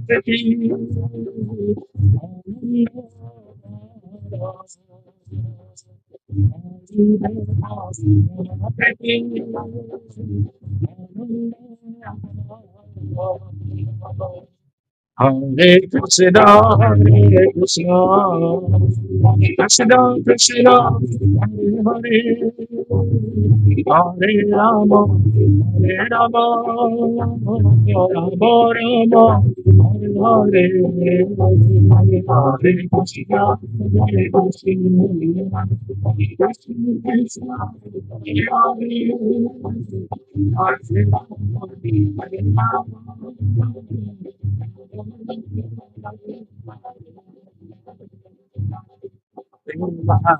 এটা কেবল পুস্তকগত বিদ্যা নুহ, এটা আমি খালি থিওরিটিକାଲି କଥା କହୁନୁ, ଦିସ୍ ଇଜ ପ୍ରାକ୍ଟିକାଲ। ଆଉ ତାର ପ୍ରକୃଷ୍ଟ ଉଦାହରଣ ହଉଛନ୍ତି ବିଦେଶୀ ଲୋକମାନେ। ଏଇ ଯେ ଆପଣ ମାନଙ୍କ ଆଗରେ କହିକି ଗଲେ, ଏଠି ପ୍ରଭୁପାଦ ମହାରାଜ ମାତ୍ର 40ଟି ଟଙ୍କା ନେଇକି ବିଦେଶକୁ ଗଲେ। ଏଇ 40 ଟଙ୍କାରେ କୃଷ୍ଣ ନାମ ପ୍ରଚାରର ବ୍ୟବସାୟ ସେ ଆରମ୍ଭ କଲେ। କିଏ ତାଙ୍କୁ ସାହାଯ୍ୟ କରିଥିଲା? କିଏ ତାଙ୍କୁ ଅର୍ଥ ଦେଇଥିଲା? ସେ 40ଟି ଟଙ୍କାରେ ସମଗ୍ର ପୃଥିବୀରେ 400 କୋଟି ଟଙ୍କା ଆମଦାନୀ କଲେ ସେ, ଆଉ ସର୍ବତ୍ର ପୃଥିବୀରେ କୃଷ୍ଣ ଚେତନା ପ୍ରସାର କଲେ। ଏଇ କେବଳ ଦିବ୍ୟ ନାମ, ଭଗବାନଙ୍କ ଦିବ୍ୟ ନାମ ପ୍ରଚାର ଏବଂ ଶ୍ରୀମଦ ଭଗବତ ଗୀତା ଏବଂ ଶ୍ରୀମଦ ଭାଗବତମ ପୁସ୍ତକକୁ ବଣ୍ଟନ କରିକି ଏତେ ସମ୍ପଦର ସେ ଅଧିକାରୀ ହେଲେ। ଭଗବାନଙ୍କର ନାମ ସେ ସମସ୍ତ ଶକ୍ତି ଭରିଦେଲା ଆମ, ଆଉ ସେଇ କଥା ଶ୍ରୀମଦ ଭାଗବତମ ଶେଷ ଶ୍ଲୋକରେ କୁହାଯାଇଛି। ନାମ ସଂକୀର୍ତ୍ତନ ଯସ୍ୟ, ଯୋଉମାନେ ଭଗବାନଙ୍କର ଦିବ୍ୟ ନାମ ସଂକୀର୍ତ୍ତନ କରୁଛନ୍ତି, ସର୍ବ ପାପ ପ୍ରଶମନମ, ସମସ୍ତ ପାପ ଦୂରୀଭୂତ ହଉଛି। ଯୋଉ ଆଦି ଦୈବିକ ଦୁଃଖ, ଆଦି ଭୌତିକ ଦୁଃଖ, ଆଧ୍ୟାତ୍ମିକ ଦୁଃଖ, ଜନ୍ମ ମୃତ୍ୟୁ ଜରା ବ୍ୟାଧି, ଏ ସମସ୍ୟା, ଏ ସବୁ ସମସ୍ୟା ଦୂରୀଭୂତ ହଉଛି। नाम संकीर्तन जस्य सर्व पाप प्रशमनम प्रणमं दुख समनं च, समस्त दुख निर्वापित होउची। आउ सेई भगवान हरिंकर आमे तांक निकटरे प्रणाम करूचे, तांको पाखरे आमे शरणागत होउचे।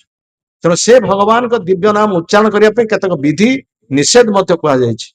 जेमति डाक्टर को पाखु गले औषध डाक्तर जतबे देबे सेतबे कहिबे तुमे दिन दिन में खाइब कि गरम पानी रे खाइब कि ठंडा पानी रे खाइब खाई सारी खाइब कि खाइबा पूर्व खाइब ए प्रकार भाव निदान तार व्यवस्था करेंगे तेज से प्रकार भाव में डाक्तर पथ्य अनुजाई जो प्रेस्क्रिप्शन अनुजाई आम खाइबा ताहले से रोगटा आम दूरीभूत हम ए औषधटा कम कर ठीक से भाव में ये भगवान दिव्य नाम टाक महौषधि बोली कहुच्छे साधारण औषध कहुच्छी किंतु यह महौषधि बोली कह महान औषध एनेछि औषधि माया नासीबार लागी हरिनाम महामंत्र लव तुमी मागी ये हूँ महान औषध तेणु से महान औषध को सेवन करने केतक विधि निषेध आम कलिजुगे पापर चारिटा स्तंभ रही कलिजुगे पापर अनंत सागर किंतु मुख्य स्तंभ हूँ चारिटा कौन कौन गोटे हूँ द्यूत पशा पाली ताश थिएटर लटरी जुआ जो खेला जाऊँगी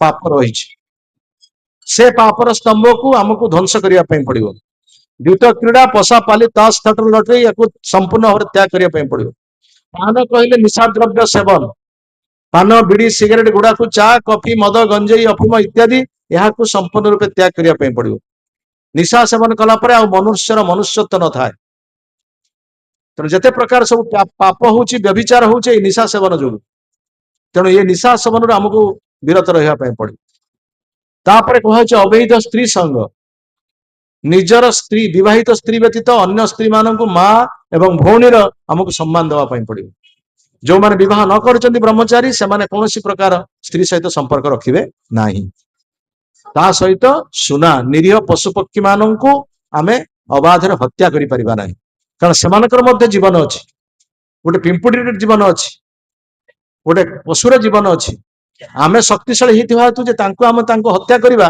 तार मांस खाइबा से भली कथा आम द्वारा संभव नुह कारण जहाँ को आम हत्या कर जीवदान दे पार गोटे पिंपुड़ी टी आम जीवदान दे पार आम बचे पारानी आम केमती गोटे छेली गाई की मारिक आम खाइबा कि भाव में को मारिबार आमर अधिकार अच्छी तेणु से कौन प्रकार कौन जीव मध्य हत्या करने तो दूर कथा ता मन भितर दुख न दबा प्राणी मात्रे मन वाक्य उद्वेग ना दिव प्राणी मात्र मनरे हो वाक्य कौन प्रकार उद्वेग देला भली कार्य करवा ना ये चारिटी नियम को कड़ाकड़ी भाव में पालन करने संगे संगे भगवान दिव्य नाम आमको उच्चारण करने पड़ो जो शरीर शुद्ध हम कारण बहु जन्म जन्मांतर महिला आम शरीर भितर रही आ विशेषकर कलिजुगे आम जन्म ग्रहण करें तेणु ये शुद्ध हाँपाई ये उपाय ये उपायटा आमको कृष्ण चेतना संघ सर्वत्र बुली बुली यही कथा ही शिक्षा दूची तेणु जो मैंने यहाँ गंभीरता सहकार ग्रहण करुँच प्रकृत पक्षे बुद्धिमान कारण कृष्ण चेतना जो मैंने ग्रहण करुँच भगवान दिव्य नाम कीर्तन अभ्यास जो मैंने करुँच मूर्ख बोली कहवा उचित नुहे साधारणतः समाज मूर्ख बोली कहुच्छी साधारणतः समाज कहते अज्ञ एमाने किसी जानी ना किंतु श्रीमद भागवतम एम कहे एम हूँ प्रकृत बुद्धिमान श्रीमद भागवतम एकादश स्कंदर कहुई कृष्ण वर्ण त्युषा कृष्ण सांग पांगास्त्र पार्षदम यज्ञ संकीर्तन प्राय जजंती ही सुमेधस जो भगवान कृष्ण द्वापर जुगरे कृष्ण वर्ण अर्थात श्याम वर्ण धारण करके आसते विभिन्न लीला प्रकाश करछंती द्वापर जुगरे से कृष्ण आसिले कलि जुगरे अकृष्ण वर्ण अर्थात गौर वर्ण धारण करछंती राधिकांकर वर्ण धारण करके आसछंती से किए हेले ना से हेले गौरांग महाप्रभु अकृष्ण वर्ण गौरांग महाप्रभु से रूप धारण करी गौर रूप धारण करके आसिले कृष्ण वर्ण त्युषा कृष्ण सांग पांगास्त्र पार्षदम सांग पांग मानकु तांकर पार्षद मानकु नेकी आसिले कौन कले ना यज्ञ संकीर्तन प्राय से संकीर्तन यज्ञ आरंभ कले आ संकीर्तन यज्ञ जो मैंने अंशग्रहण करती मेधसा बोली कहुच्छी यज्ञ संकीर्तन प्राय जजंती ही सुमेधस सुमेधस बोली कहुच्छी मेधस कहले बुद्धिमान किंतु सुमेधस कहले सुबुद्धिमान से बुद्धिमान सुबुद्धिमान बोली कहुच्छी जो मैंने संकीर्तन यज्ञ अंशग्रहण कर तेणु आम मान ये विशेष सुजोग आपण मान विशेष सुजोग आपण मैंने संकीर्तन यज्ञ बा संकीर्तन जो मैंने करुचंती एवं करने आपण मान उत्साह प्रदान करुचंती एवं सहयोग मध्य करुचंती से संकीर्तन करिवार आपण माने सुजोग ग्रहण करंतु संकीर्तन करंतु नाम जप करंतु नाम कीर्तन करंतु एवं ये चारिटी नियम कड़ाकड़ी भाव में पालन करंतु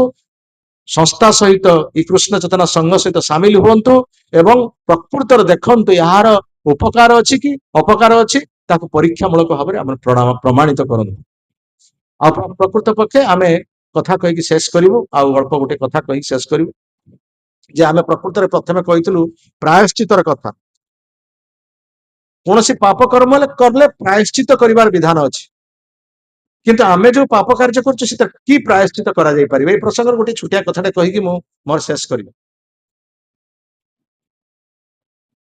बहुत वर्ष पूर्वे जन जमीदार थिले तांका नाम थिला सुबुद्धि राय एवं सुबुद्धि राय से जमीदार थिले से केते कर्मचारी माननकु तांकर कार्य तांकर सब जमीदारी कार्य से लगैथिले एवं तांकर जन सुपरवाइजर थिला ता ना होची हुसैन खां से हुसैन खां तांकु दिया हैतला गोटे पोखरी खुलिबा कार्य लगा जायतिला किंतु से पोखरी तांकु कुआ जायतिला एई समय भितरे एई तारीख भितरे कार्य संपन्न करिवो किंतु सुबुद्धि राय जो कार्य जो तारीख भितर सरिया जाइए से कार्य से तारीख में सारी पार्ला नहीं से जो सुपरवाइजर से सुबुद्धि राय डाकी कहले जे तुम्हें तुम निर्धारित समय मध्य कार्य संपन्न करना तेणु तुमको आम दंड दबु या कही कौन दंड दि जाइए ना चाबुक रे प्रहार करा जाइए सुबुद्धि राय चाबुक रे प्रहार करते सुबुद्धि राय जो चाबुक रे प्रहार कले से जो हुसैन खां जे से बहुत अनुतप्त होते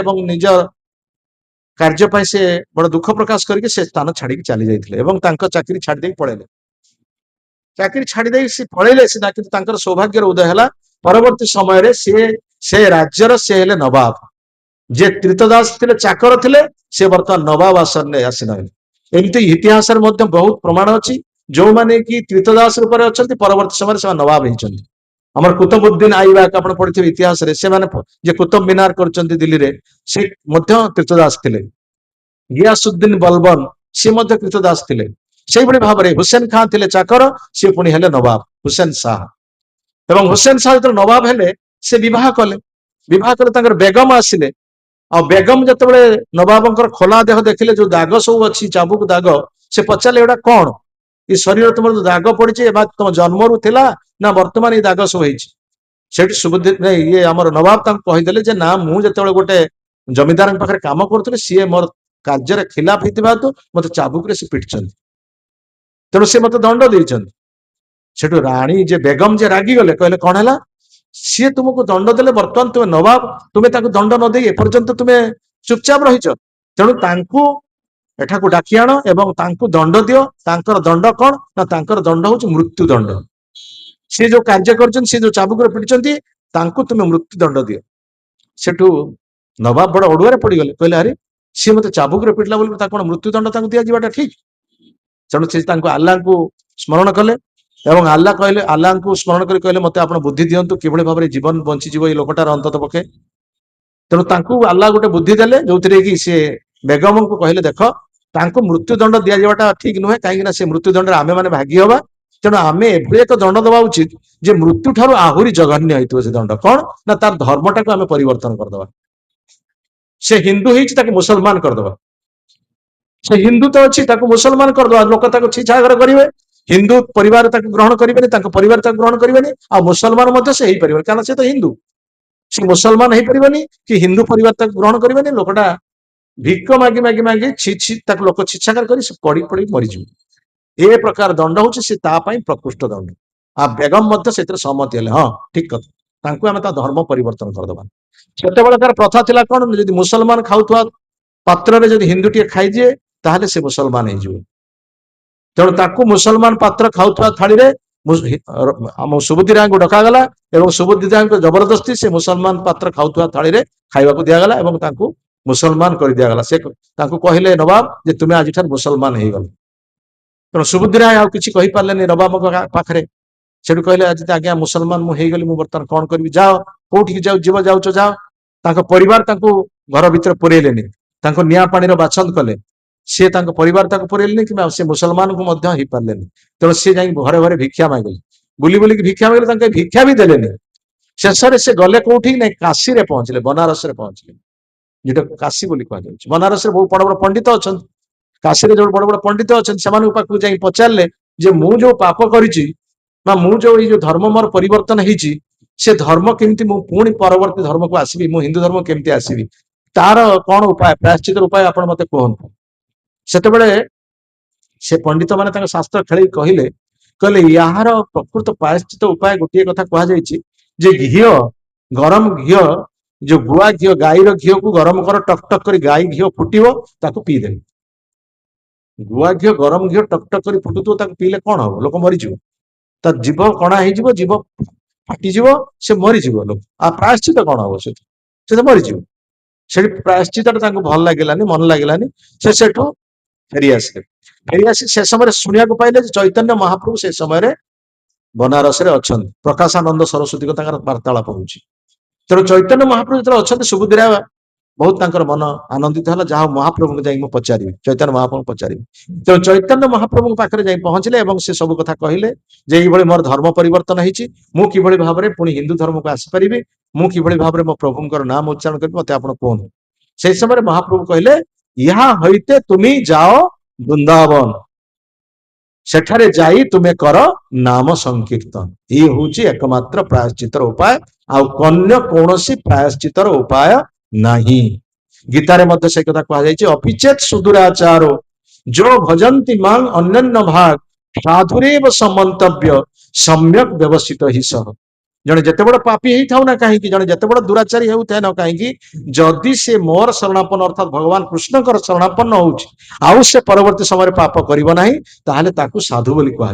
ठीक से चैतन्य महाप्रभु कहले तुम्हें केवल जाओ वृंदावन को जाइए से नाम संकीर्तन कर आउ कि तुम अन्य किसी करिवार किसी आवश्यकता नहीं हरे कृष्ण कृष्ण कृष्ण हरे हरे हरे राम राम राम हरे सुबुद्धिराय महाप्रभु ठार आदेश प्राप्त हो वृंदावन को गले एवं साधु मान सेवा कले भगवान को दर्शन कले एवं नाम उच्चारण कले पापर प्रायश्चित हो श्रीमद भागवत कह प्रकृत प्रायश्चित कौन तीन प्रकार प्रायश्चित कथा परीक्षित महाराज कहते गोटे प्रायश्चित कर्म प्रायश्चित गोटे प्रायश्चित हूँ ज्ञान प्रायश्चित एवं अन्यटी हूँ भक्ति प्रायश्चित कर्म प्रायश्चित कथा कहुचे आमे पाप कर्म करुचे पाप कर्म कला परे आमे कौन करुचे ना किसी ब्राह्मण को डाकिकी घीओ टी पोड़ी दौचे किंबा गोटे चोर चोरी करुचे से दंड दि जाऊँ जेल खाना दंड दि जाऊँ पुणी जेल खाना आसिक पुणी से चोरी करुचे तेणु ये प्रकार जो पाप कर्म जो प्रायश्चित यहाँ प्रकृत प्रायश्चित नुहे सेमती ज्ञान प्रायश्चित जे शास्त्र इत्यादि आम आहरण करुचे पाठ करुचे किंतु किसी समय पढ़ुचे भूली जाऊे पुणी पाप कर्म आम करुचे जिते दिन पर्यंत आम उपर जन निर्देश ना जिते दिन आम पर्यंत आम उपर जन कर्तृत्व आम उपर ना से दिन पर्यंत आम पाप कर्म निश्चित भाव में करें पापर मूल बीज आम भितर अच्छे किंतु जिते बड़े आम भगवान दिव्य नाम जड़े शुद्ध भक्त गुरुंकर अधीन रहीकि आम नाम उच्चारण करवा से ही दिन ही आमर पापर मूल बीज नष्ट हो केचित केवल या भक्त्या वासुदेव परायण अघं धुन्नंति कात्स्नेन निहार इव भास्कर आम जिते पाप कर कहीं केचित केवल या भक्त्या वासुदेव परायण अर्थात भगवान जो आम पूर्ण भक्ति आचरण कलु भगवान के दिव्य नाम आश्रय नेलु अघं धुन्नंति कात्स्नेन जते अग्नि उद्गीर्ण होना कहीं लिभिजीव किभली भाव ना निहार इव भास्कर जमी राति बहुत कुहुड़ी आसूची किंतु कुहुड़ीटा चलीज किभली भाव में ना जो सूर्य सकाल सूर्य उदित हे सेमती भगवान दिव्य नाम समस्त पाप को नष्ट कर कृष्ण नाम पाप क्षय जेते एक पापी करि न पारे पाप सेते गोटे कृष्ण नाम उच्चारण जिते पाप क्षय कर शक्ति अच्छी पापी पाप कर किंतु शुद्ध नाम उच्चारण कर आवश्यकता अच्छी तेणु से शुद्ध नाम उच्चारण कर उपायटा आमर ये कृष्ण चेतना संघ प्रचार करुच्चे आपण मैंने ग्रहण करंतु एवं जीवन को धन्य करंतु हरे कृष्ण जय श्रील प्रभुपाद महाराज की श्रील गुरुदेव की समवेत गौर भक्त वृंद की अनंत कोटि वैष्णव वृंद की निताई गौर प्रेमानंदे हरे हरे प्रभुपाद की जय। हरे कृष्ण।